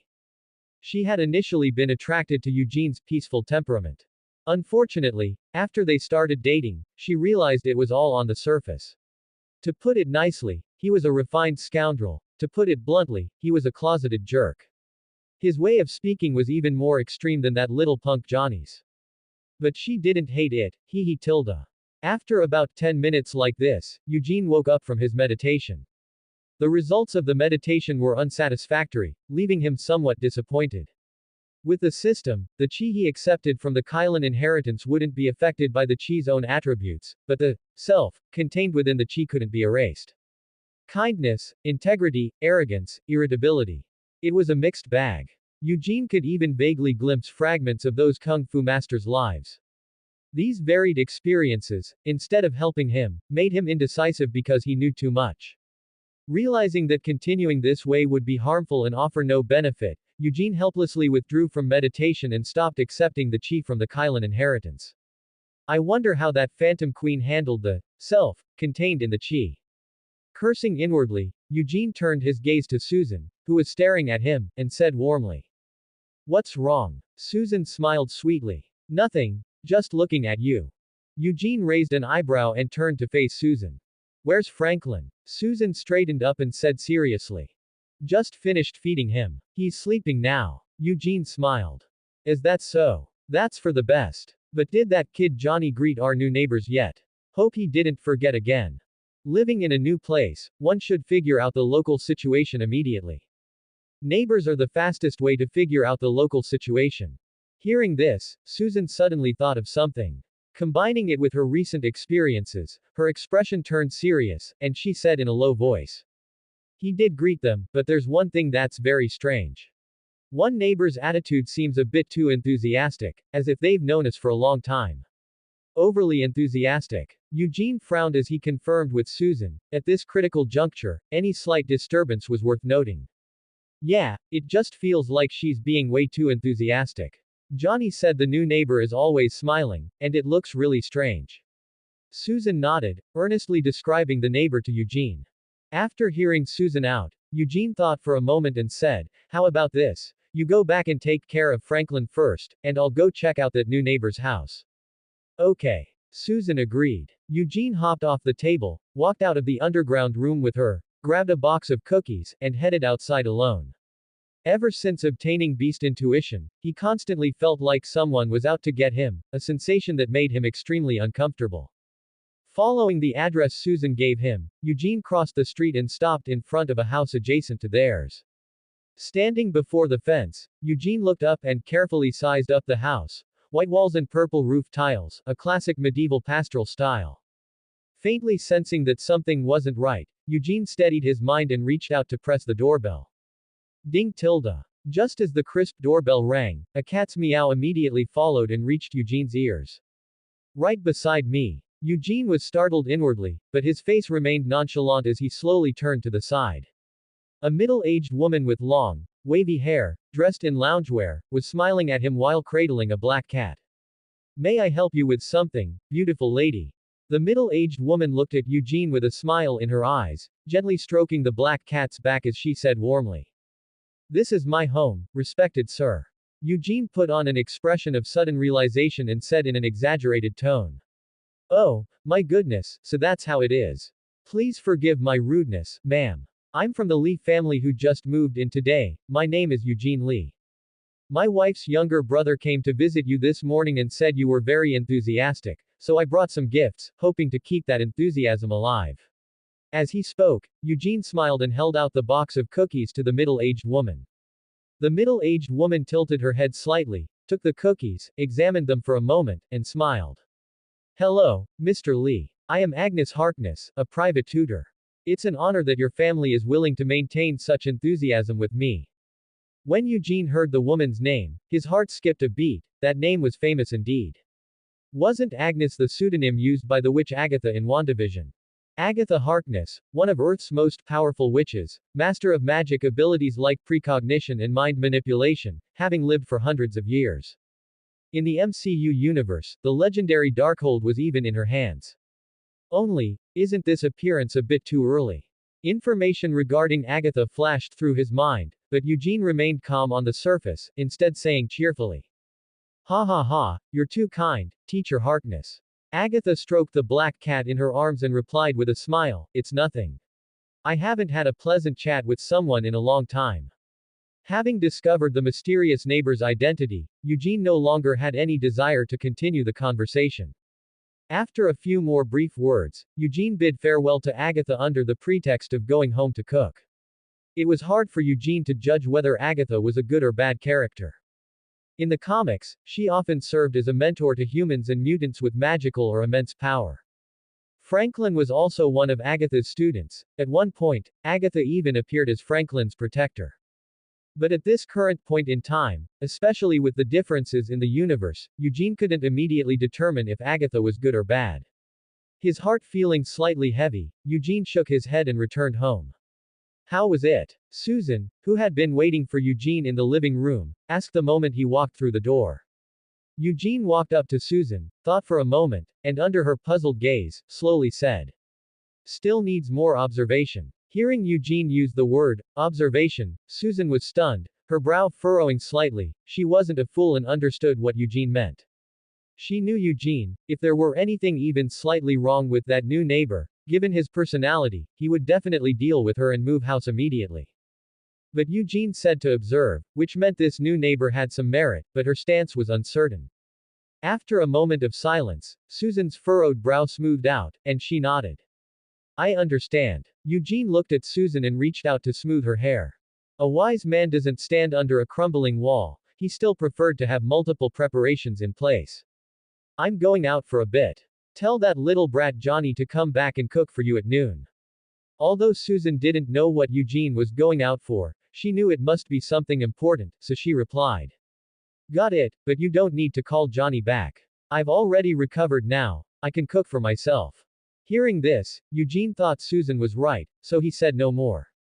He leaned down to give her a light kiss and turned toward the garage. Agatha was one of the strongest witches in the world. While the potential of Chi was great, based on his currently dispersed Chi, he was still somewhat inferior compared to a witch like Agatha who might possess the Darkhold. In a head-on collision, it was doubtful he could resist her. He needed to find a powerful outside helper.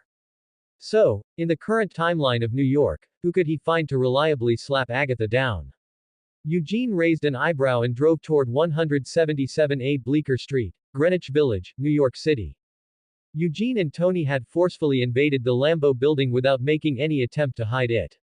Now that a night had passed, the entire internet was in an uproar over the incident. Last night, Tony had already released the information regarding the Hand's involvement with the Rambo group. Some people felt the Thunderbolts had gone too far, acting like a terrorist organization. Others believed the Thunderbolts did a great job, eliminating a public scourge and acting as true superheroes. Comments were extremely polarized. Ultimately, it was a result of the conflict between superhumans and ordinary humans, as well as a mix of worship and fear. Various factions were also closely monitoring the Thunderbolts' second public appearance. In Hell's Kitchen, at the CEO's office in Fisk Tower, Kingpin stared at the television screen without blinking. The subordinates around him didn't even dare to breathe loudly. As the news report ended, Kingpin suddenly raised his fist and slammed it heavily onto the solid wood desk, which split in half with a loud crack. Bang! How did those idiots from the hand dare to provoke that lunatic? Provoking him is one thing. But they failed to kill him in the sneak attack. That lunatic finally got married, had a child, and started to show some restraint, yet those idiots from the hand actually went to pull the tiger's whiskers without being certain of success. Did they have any idea how much I paid back then just to make peace? I just fooling want a safe retirement, why is it so foolish, foolish hard? Kingpin's face turned red with rage, spit flying everywhere, and it took a long time before he finally calmed down. Go, compile all the intelligence on the hand for me. Also, prepare a gift worth $5 million US. I'm going to the Lee Thunderbolts headquarters to thank them for eradicating a cancer from New York City. In the Trident Tower, Nick Fury lay back in his executive chair, his expression unreadable as he watched the videos related to Eugene and Tony playing on the screen. Nearby, Natasha and Hill exchanged a glance, neither speaking. After watching for who knows how long, Nick Fury raised his hand and tapped the keyboard, switching the footage to videos related to mutants. Do either of you have anything to say?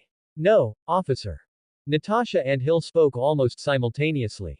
Hearing this, Nick Fury let out a long sigh, turned to look out the window, and stood up, his tone thick with gravity. What has happened to this world? In just a few months, just these short few months, all sorts of monsters and demons have emerged. Natasha shrugged, unimpressed by Nick Fury's words. It was only a matter of time before supernatural events like mutants were exposed to the world. In her view, the Liberty Island incident was merely the flashpoint of underlying tensions. As a defector agent from the Red Room, she wasn't as restrained as Hill, Nick Fury's old subordinate, and spoke bluntly. Isn't this perfectly normal? It's just the eruption of long-suppressed conflicts. Nothing can stay hidden forever. As long as it exists in this world, it will eventually become known. Nick Fury whirled around, fixing Natasha with a piercing stare from his one remaining eye. Only after a long moment did he look away and say, if it exists, it will become known. You're quite right, Agent Romanov. But what's done is done. The past no longer matters. What matters now is that people all over the world are highly agitated. You've seen the fear of ordinary people. How should we reassure the public? Natasha met Nick Fury's gaze without flinching and said, what you really mean is how to reassure the higher-ups, isn't it? Nick Fury stepped towards Natasha. Is there any difference, Agent Romanov? Natasha furrowed her brow. I think you must already have a solution in mind. Nick Fury stopped in his tracks, looked at Natasha, and said calmly. Of course. The events of the past few months had given Nick Fury a massive headache. Those good-for-nothing higher-ups, always dragging their feet, would just threaten him with funding. They even told him to recruit the Thunderbolts in a short time. Go to hell. If he really listened, everything would be ruined. Do those fools even understand their current situation? Internal power struggles among the higher-ups are chaotic, S.H.I.E.L.D. is riddled with holes, and the mutant time bomb keeps exploding. If he makes one wrong step, he'll plunge into the abyss. With all these crises still unresolved, those higher-up idiots only think about lining their own pockets. After mentally berating his superiors, Nick Fury sat back down in his executive chair, his face filled with concern for the future. You two go attend to your duties. I'll notify you if there's a mission. Hill and Natasha nodded and turned to leave Nick Fury's office. Alone in his office, Nick Fury took out a distinctive-looking pager from his pocket. You are my final trump card. Muttering silently, Nick Fury put the pager back in his pocket, turned to look out the window, gazing through the glass at the azure sky outside. Japan, the Hand headquarters, in a dimly lit room. Of the Hand's 5 founders, the other 4 besides Madame Gao were all present. Alexandra, Gambler, Sawanda, and Murakami stood in a neat row. Before the 4 of them was a magic circle, at its center stood a demon statue emitting faint black mist. Lord Beast. X4. The 4 bowed respectfully to the statue before them. After they finished paying their respects, a deep, sinister voice emanated from the demon statue. You have failed. 2 newly resurrected black skies were also lost in the process. The beast's tone was flat, yet it carried a unique pressure that made the four break out in a cold sweat. We apologize, Lord Beast, for disappointing you. The demon statue's eyes snapped open, two beams of crimson light instantly illuminating the entire room. Hey, there's nothing to be disappointed about. On the contrary, I'm pleased. Two black skies plus a Madame Gao couldn't capture him. It shows he truly has potential, making the loss of two black skies worthwhile. The demon statue's words were full of praise, but then its tone suddenly shifted. However, since you've failed once, I do not wish for a second failure. Do you understand? At the end, the demon statue's voice rose sharply, startling the four into a shiver. They hurriedly replied. We understand, we understand. Please rest assured, my lord, we will capture him and present him to you. HMPH, good that you understand. The demon statue snorted coldly, the black mist around it solidifying. Four black tentacles emerged from the statue and pierced into the bodies of the four. Feeling their power increase, the four's eyes lit up, and they quickly knelt and bowed. Thank you, my lord, for bestowing power upon us. Do not disappoint me. As the words fell, the black mist enveloping the demon statue completely dissipated, and the room fell into silence. Seeing that the beast had left, the four kneeling on the ground looked at each other and slowly rose. Alexandra looked at the other three, her gaze sinister, and said softly, Shall we go together? As she spoke, she made a throat-slitting gesture. Gambler, Sawanda, and Murakami looked at each other, chuckled, and all agreed. Seeing the three agree, Alexandra wore an expression of assured victory. Since leaving Kowloon, we have never acted together. This time, if we join forces, success is guaranteed. The other three chimed in their agreement. Elsewhere, Eugene drove to 177A Bleecker Street, Greenwich Village, New York City. Parking the car by the roadside, Eugene looked up at the building before him. Seeing the iconic pattern atop the structure, he solemnly adjusted his attire and walked towards the door of the New York sanctum. He raised his hand and knocked 3 times. Thud, thud, thud. Almost as soon as the knocks ended, the heavy wooden door slowly swung inward on its own, emitting a sound reminiscent of medieval European castle gates. Creak tilde. Without hesitation, Eugene calmly stepped into the sanctum. The moment both his feet crossed the threshold, the door behind him closed silently, cutting off everything from the outside world. It gave Eugene the feeling of stepping into a world of magic and fantasy. A pleasure to meet you, Mr. Lee. A voice, weathered yet carrying a hint of coolness, reached his ears. Eugene looked towards the source and saw a bald woman in orange-yellow robes standing at the turn of the staircase, gazing down at him calmly. A pleasure to meet you, Sorcerer Ancient One. Eugene gave a slight bow, his tone respectful. This was respect for a powerful individual, respect for an elder, and respect for a person of great virtue and prestige. Towards the Sorcerer Supreme who had protected Earth for centuries, Eugene felt he should not be arrogant. It seems you've encountered some trouble, Mr. Lee. The Ancient One slowly descended the stairs, speaking leisurely, her tone carrying a hint of teasing. Eugene smiled faintly and responded frankly, as you have surmised, Sorcerer Ancient One. Seeing Eugene's demeanor, the Ancient One smiled, her tone becoming a bit lighter. Then I believe we can have a leisurely talk. What do you think, Mr. Lee? Eugene gave a slight nod. That was my intention, Sorcerer Ancient One. Following the Ancient One to sit down beside the medieval-style chairs, Eugene Lee looked around and praised. It's a truly profound style. The Ancient One gave a faint smile. Thank you for the compliment. What would you like to drink? Eugene thought for a moment, then replied with a smile, tea will be fine. The Ancient One gave a slight nod, without making any movement. Yet when Eugene looked down, he was already steadily holding a cup of tea in his hand. Raising an eyebrow, Eugene picked up the teacup and took a small sip. Watching the tea slowly refill in the cup, he savored the taste and praised generously. Excellent tea. I'm glad you like it, Mr. Lee. The Ancient One still wore a faint smile on her face. Seeing this, Eugene didn't beat around the bush. He gently placed his teacup on the table beside him, then looked up at the Ancient One and said solemnly. I would like to ask for a small favor, Sorcerer Ancient One. After saying this, Eugene gazed sincerely and unblinkingly at the Ancient One. Agatha's pressure on him was a bit too great. He urgently needed a powerful external ally. Psychologically speaking, he did not wish for the Ancient One to refuse him. Noticing Eugene's gaze, the Ancient One smiled and shook her head. Mr. Lee, is this a small favor, asking me to step in and deal with Agatha when necessary? Having his thoughts seen through, Eugene didn't feel embarrassed.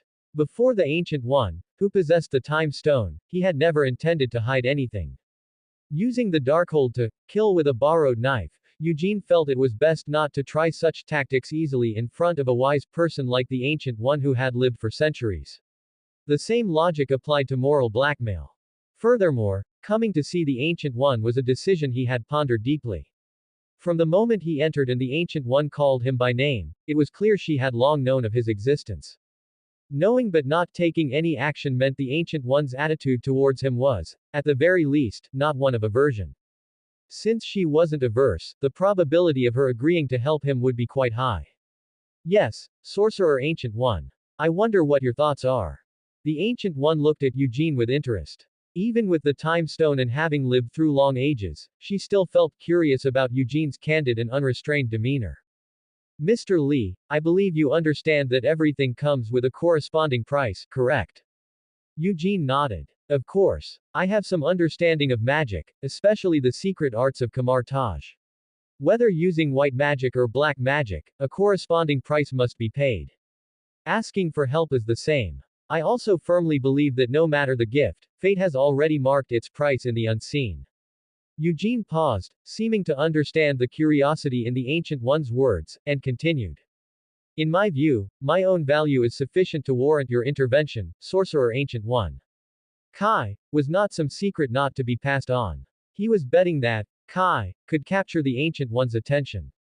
After hearing this, a rare flicker of emotion appeared on the Ancient One's usually placid face. Her internal assessment of Eugene was updated.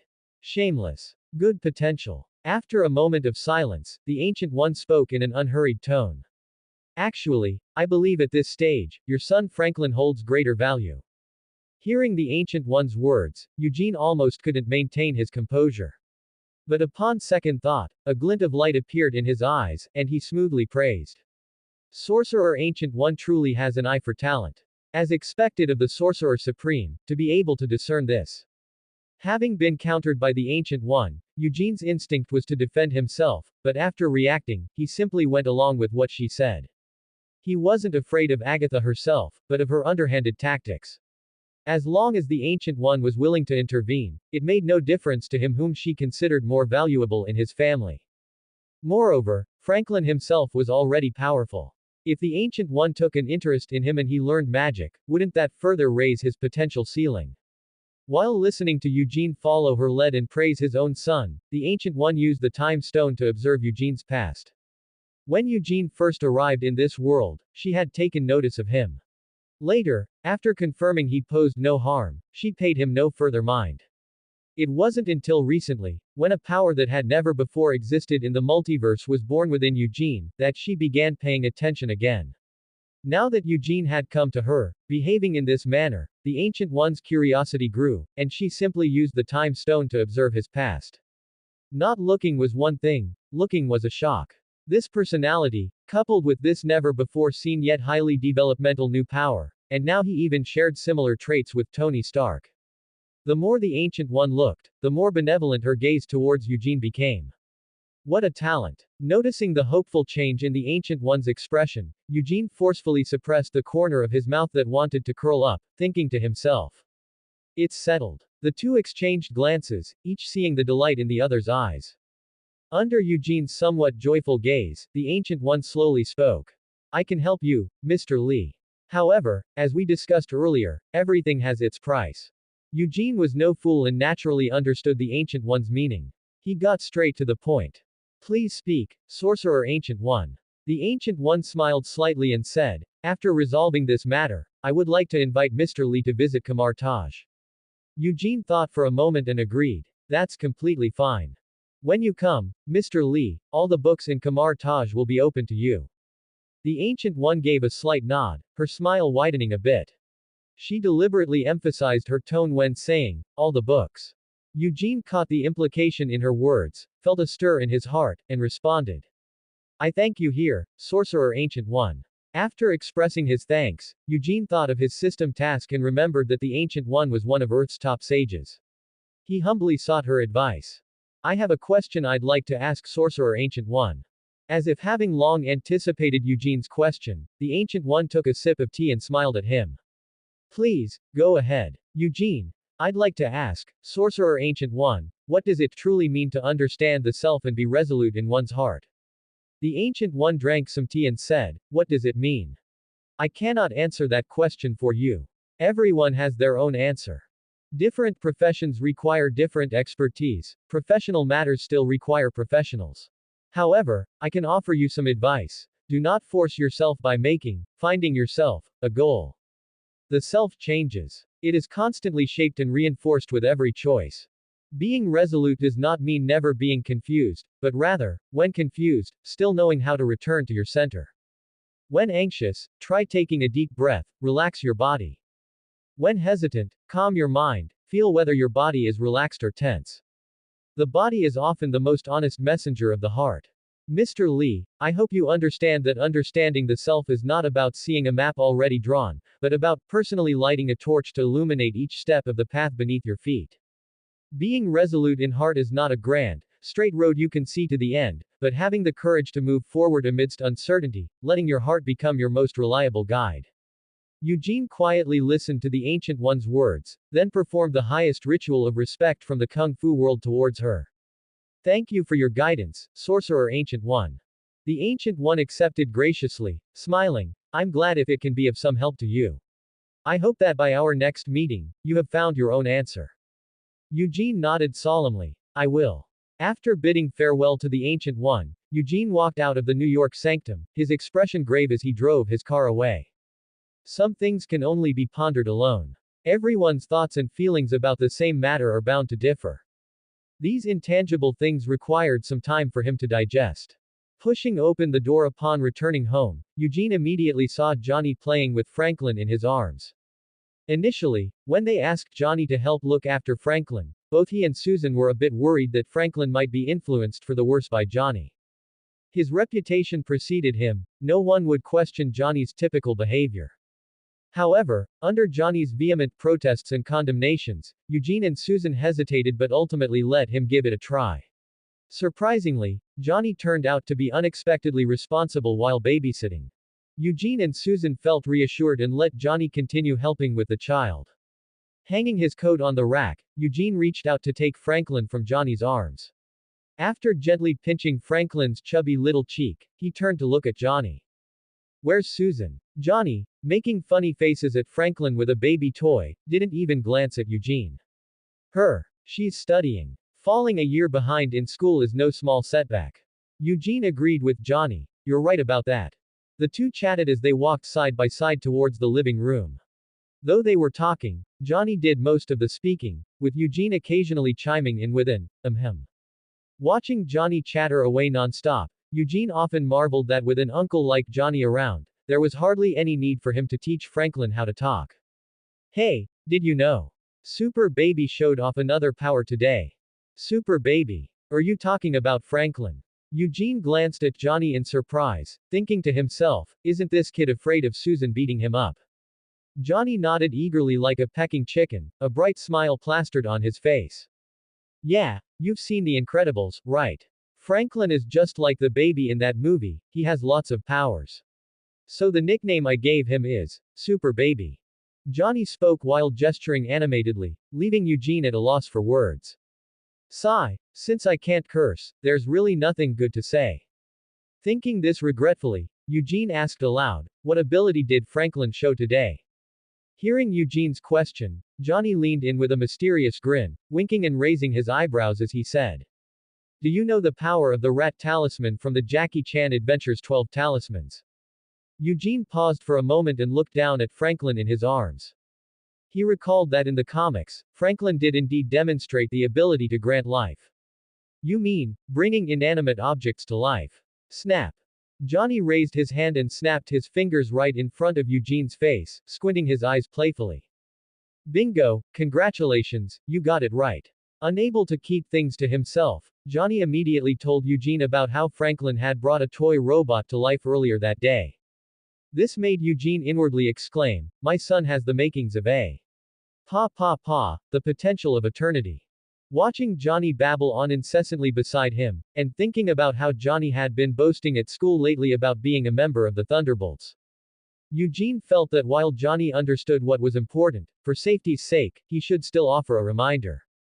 "Remember, you absolutely must not talk about Franklin's abilities to anyone else." Johnny knew that his activities at school couldn't be hidden from Eugene and understood Eugene's concerns. He nodded and said, "I understand. Good that you understand. That's all then. You go and rest, I'll watch Franklin." "Okay, well, good luck with that." As he spoke, Johnny stood up and without hesitation strode out of the house, not even looking back. His manner made Eugene suspect he'd been wanting to do that for a while. Shaking his head helplessly, Eugene looked down at Franklin in his arms. He saw Franklin staring back at him with big, watery eyes, full of curiosity. Eugene smiled, took Franklin's little hand, and rubbed his chubby palm. "What do you want to play?" Franklin stared at Eugene with wide eyes, opened his mouth, and said, "Wah tilde. How about watching some cartoons?" Franklin lifted his head a little. "Wah tilde. I'll take that as a yes." "All right then, Daddy will watch cartoons with you." Franklin kicked his little legs and tightly gripped Eugene's finger with his small hand. Wah. The next morning, Johnny went to school, while Eugene took Susan and Franklin to Stark Tower. The previous night, he had received messages from both Tony and Logan.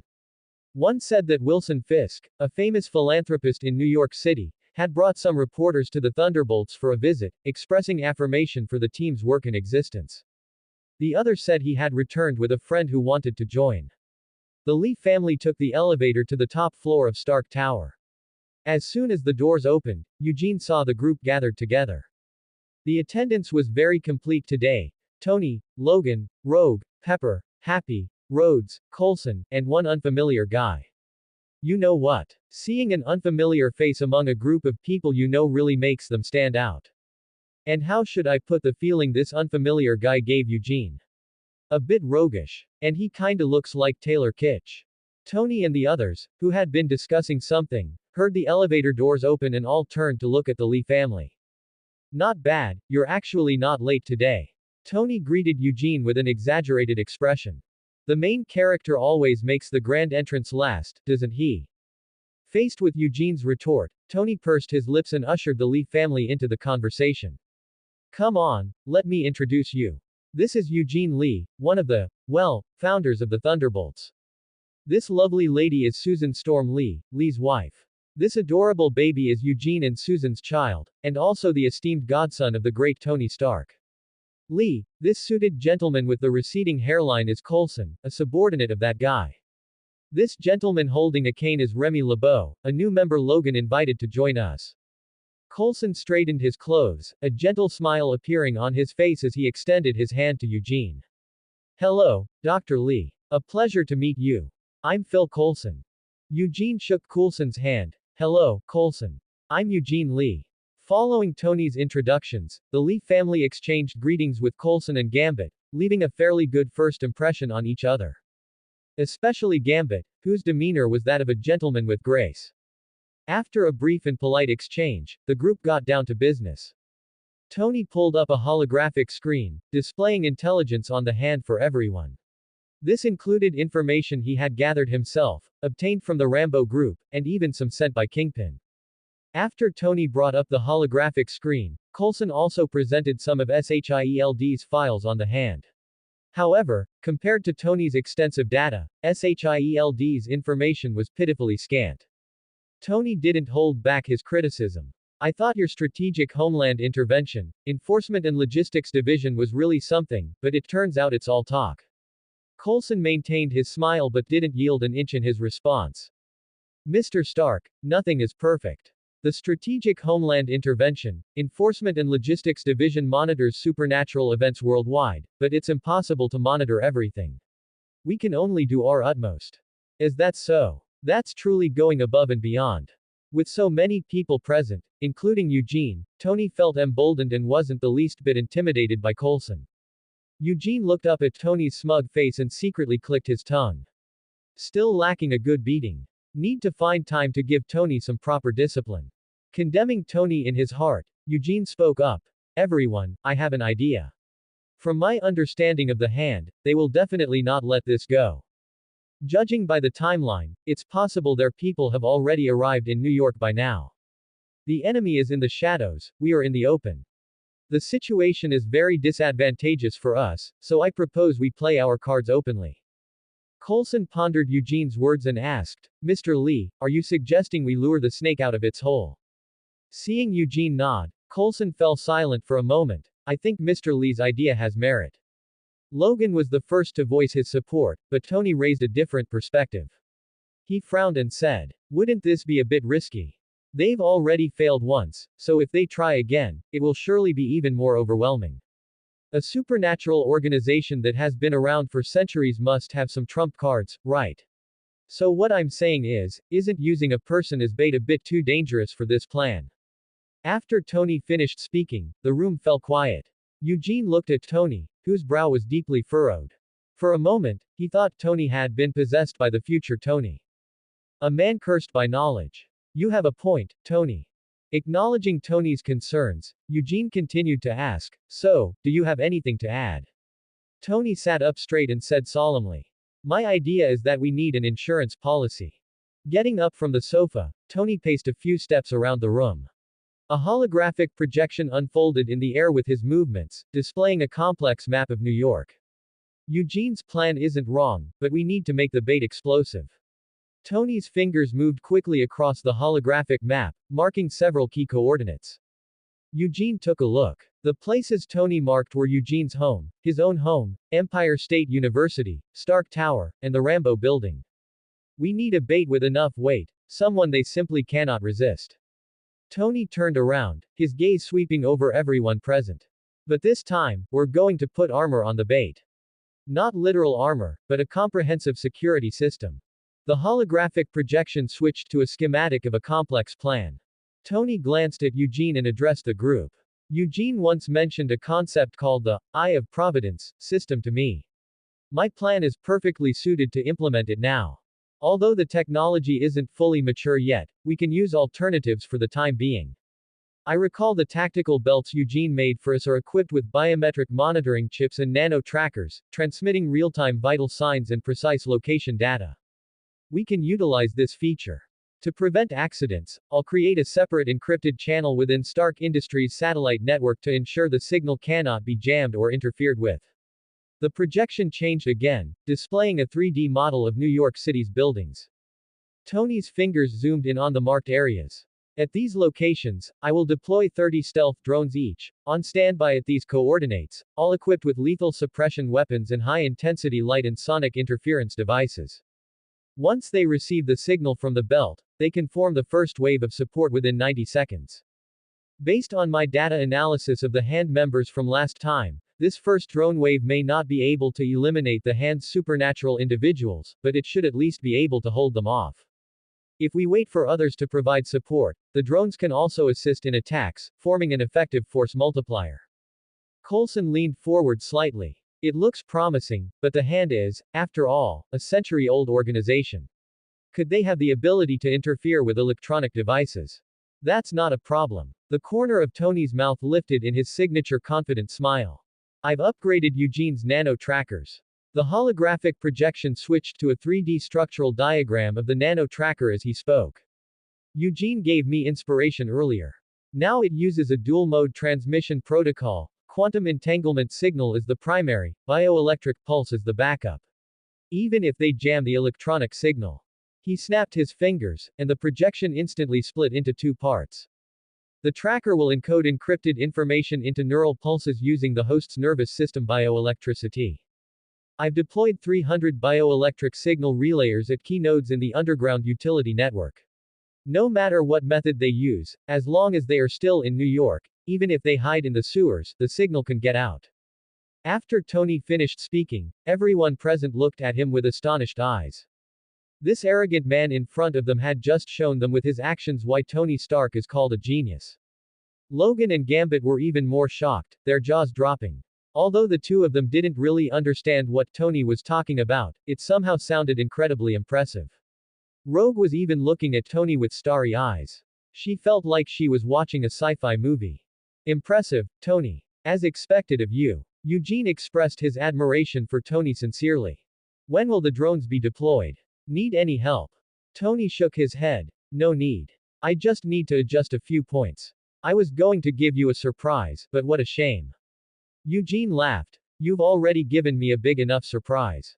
The group discussed the ambush process in detail, and Rhodey and Coulson left first.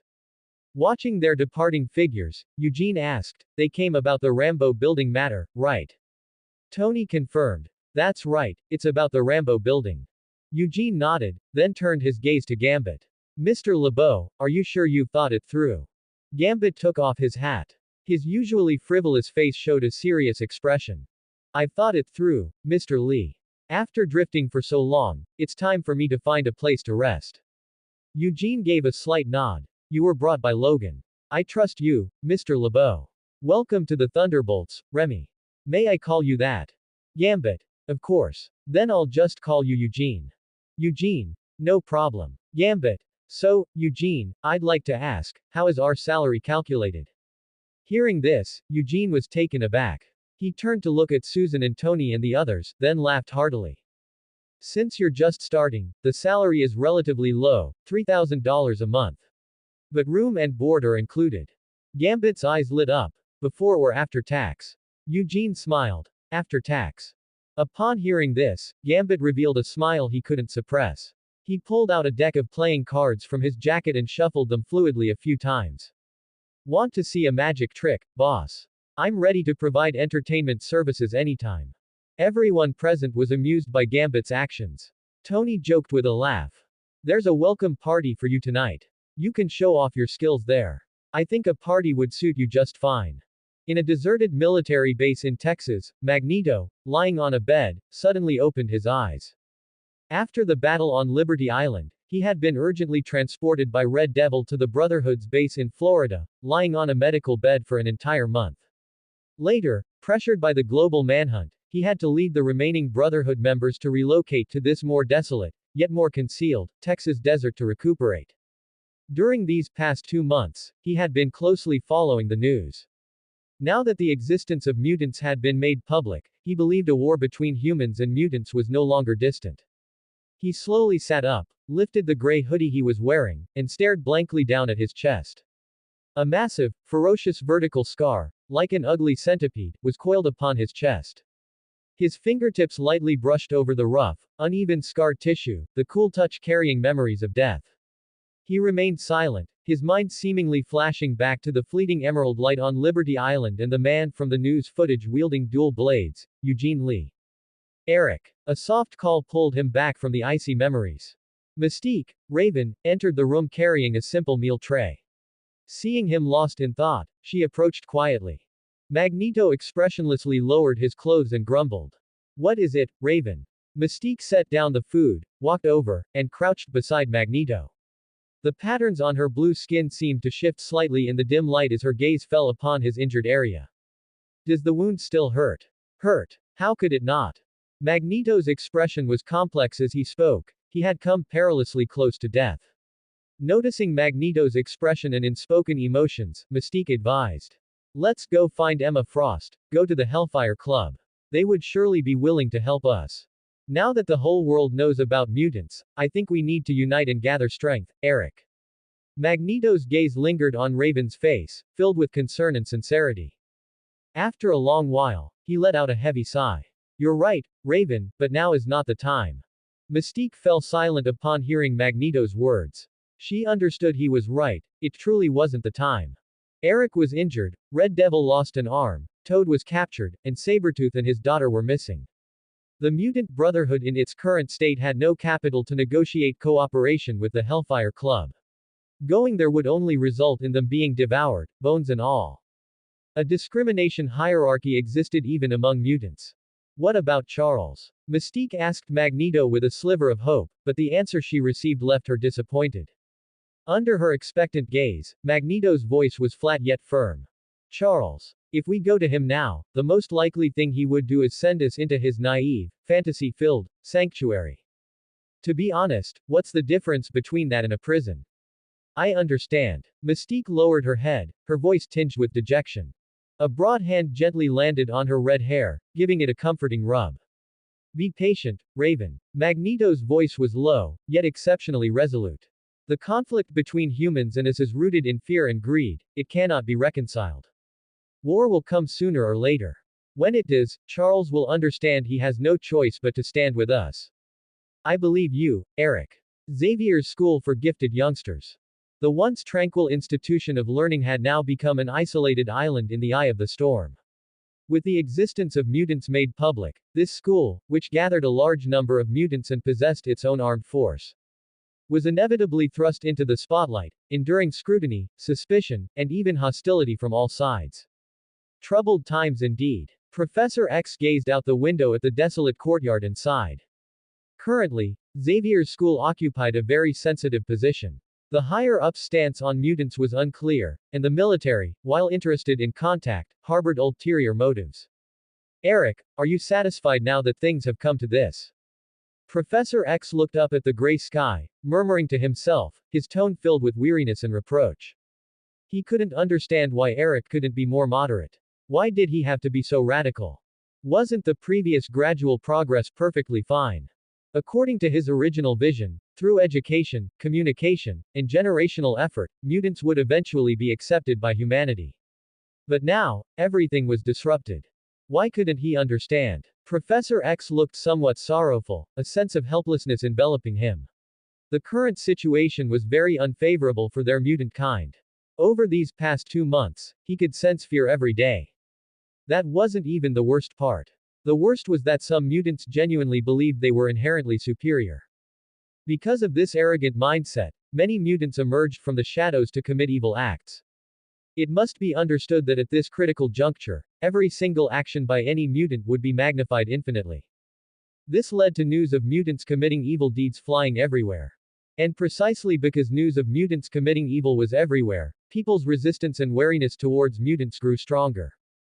The situation escalated. Even though he had already dispatched all the X-Men, it was of no avail. In the retro-style room, Professor X grieved alone. After pondering for a long time, he took out his phone and dialed Eugene's number. Eugene, who was in Queens looking after Franklin, saw Professor Xavier calling. After a moment's thought, he chose to answer. Professor Xavier. Professor X's weary voice came through the phone. It's me, Mr. Lee. I'd like to ask for your help. Eugene was silent for a moment. First, tell me the specifics, Professor Xavier. Professor X, call me Charles, Mr. Lee. I believe you're also aware of the current online sentiment towards mutants. This is very detrimental to the current situation for mutants. So, I was hoping to have a few students join your Thunderbolts. By participating in heroic actions and showing the public a positive, just side of mutants, perhaps we can slightly reversing some prejudices. Eugene replied almost without hesitation. I refuse, Professor Xavier. Professor X clearly hadn't expected such a direct answer. He paused, unable to hide his disappointment. I see. I understand. Sorry to have bothered you, Mr. Lee. Hearing the dejection in Professor X's tone, Eugene placed the babbling little Franklin back into the crib and said unhurriedly. Don't be in such a hurry, Professor Xavier. Although I refuse your students joining the Thunderbolts, we can cooperate. Professor X was somewhat puzzled. Cooperate. Yes, cooperate. In this perilous Marvel universe, mutants were a powerful force that could not be ignored. Those mutants inclined towards good, with immense potential, if they were pointlessly sacrificed in internal strife or human hostility, it would be a tremendous loss. If it was controllable, giving them a helping hand was not unacceptable. Yes, Professor Xavier, cooperation. But this cooperation cannot be brought into the open. Eugene continued. My suggestion is, have the X-Men and the Thunderbolts present a competitive relationship to the public. The X-Men and the Thunderbolts appearing on the surface as two competing teams. Professor X understood Eugene's meaning, this was part of the cooperation. But how did this relate to changing the current situation for mutants? Holding onto his confuse, Professor X continued listening. The X-Men, and indeed the entire Xavier's school, need to publicly and resolutely cut ties with those mutants who commit evil acts. Then, vigorously promote the philosophy of Xavier's school and the positive deeds of the X-Men. You must actively and prominently publicize them. Eugene's suggestion completely deviated from his long-standing principles of operating discreetly and inclusive of all mutants. Publicly cutting ties with some of their own kind. Prominently promoting themselves. This sounded more like a political maneuver than the path of compassion and redemption he upheld. Although rationally he understood this might indeed be the fastest way to improve their situation under the current negative public opinion, emotionally, it filled him with a suffocating sense of rejection.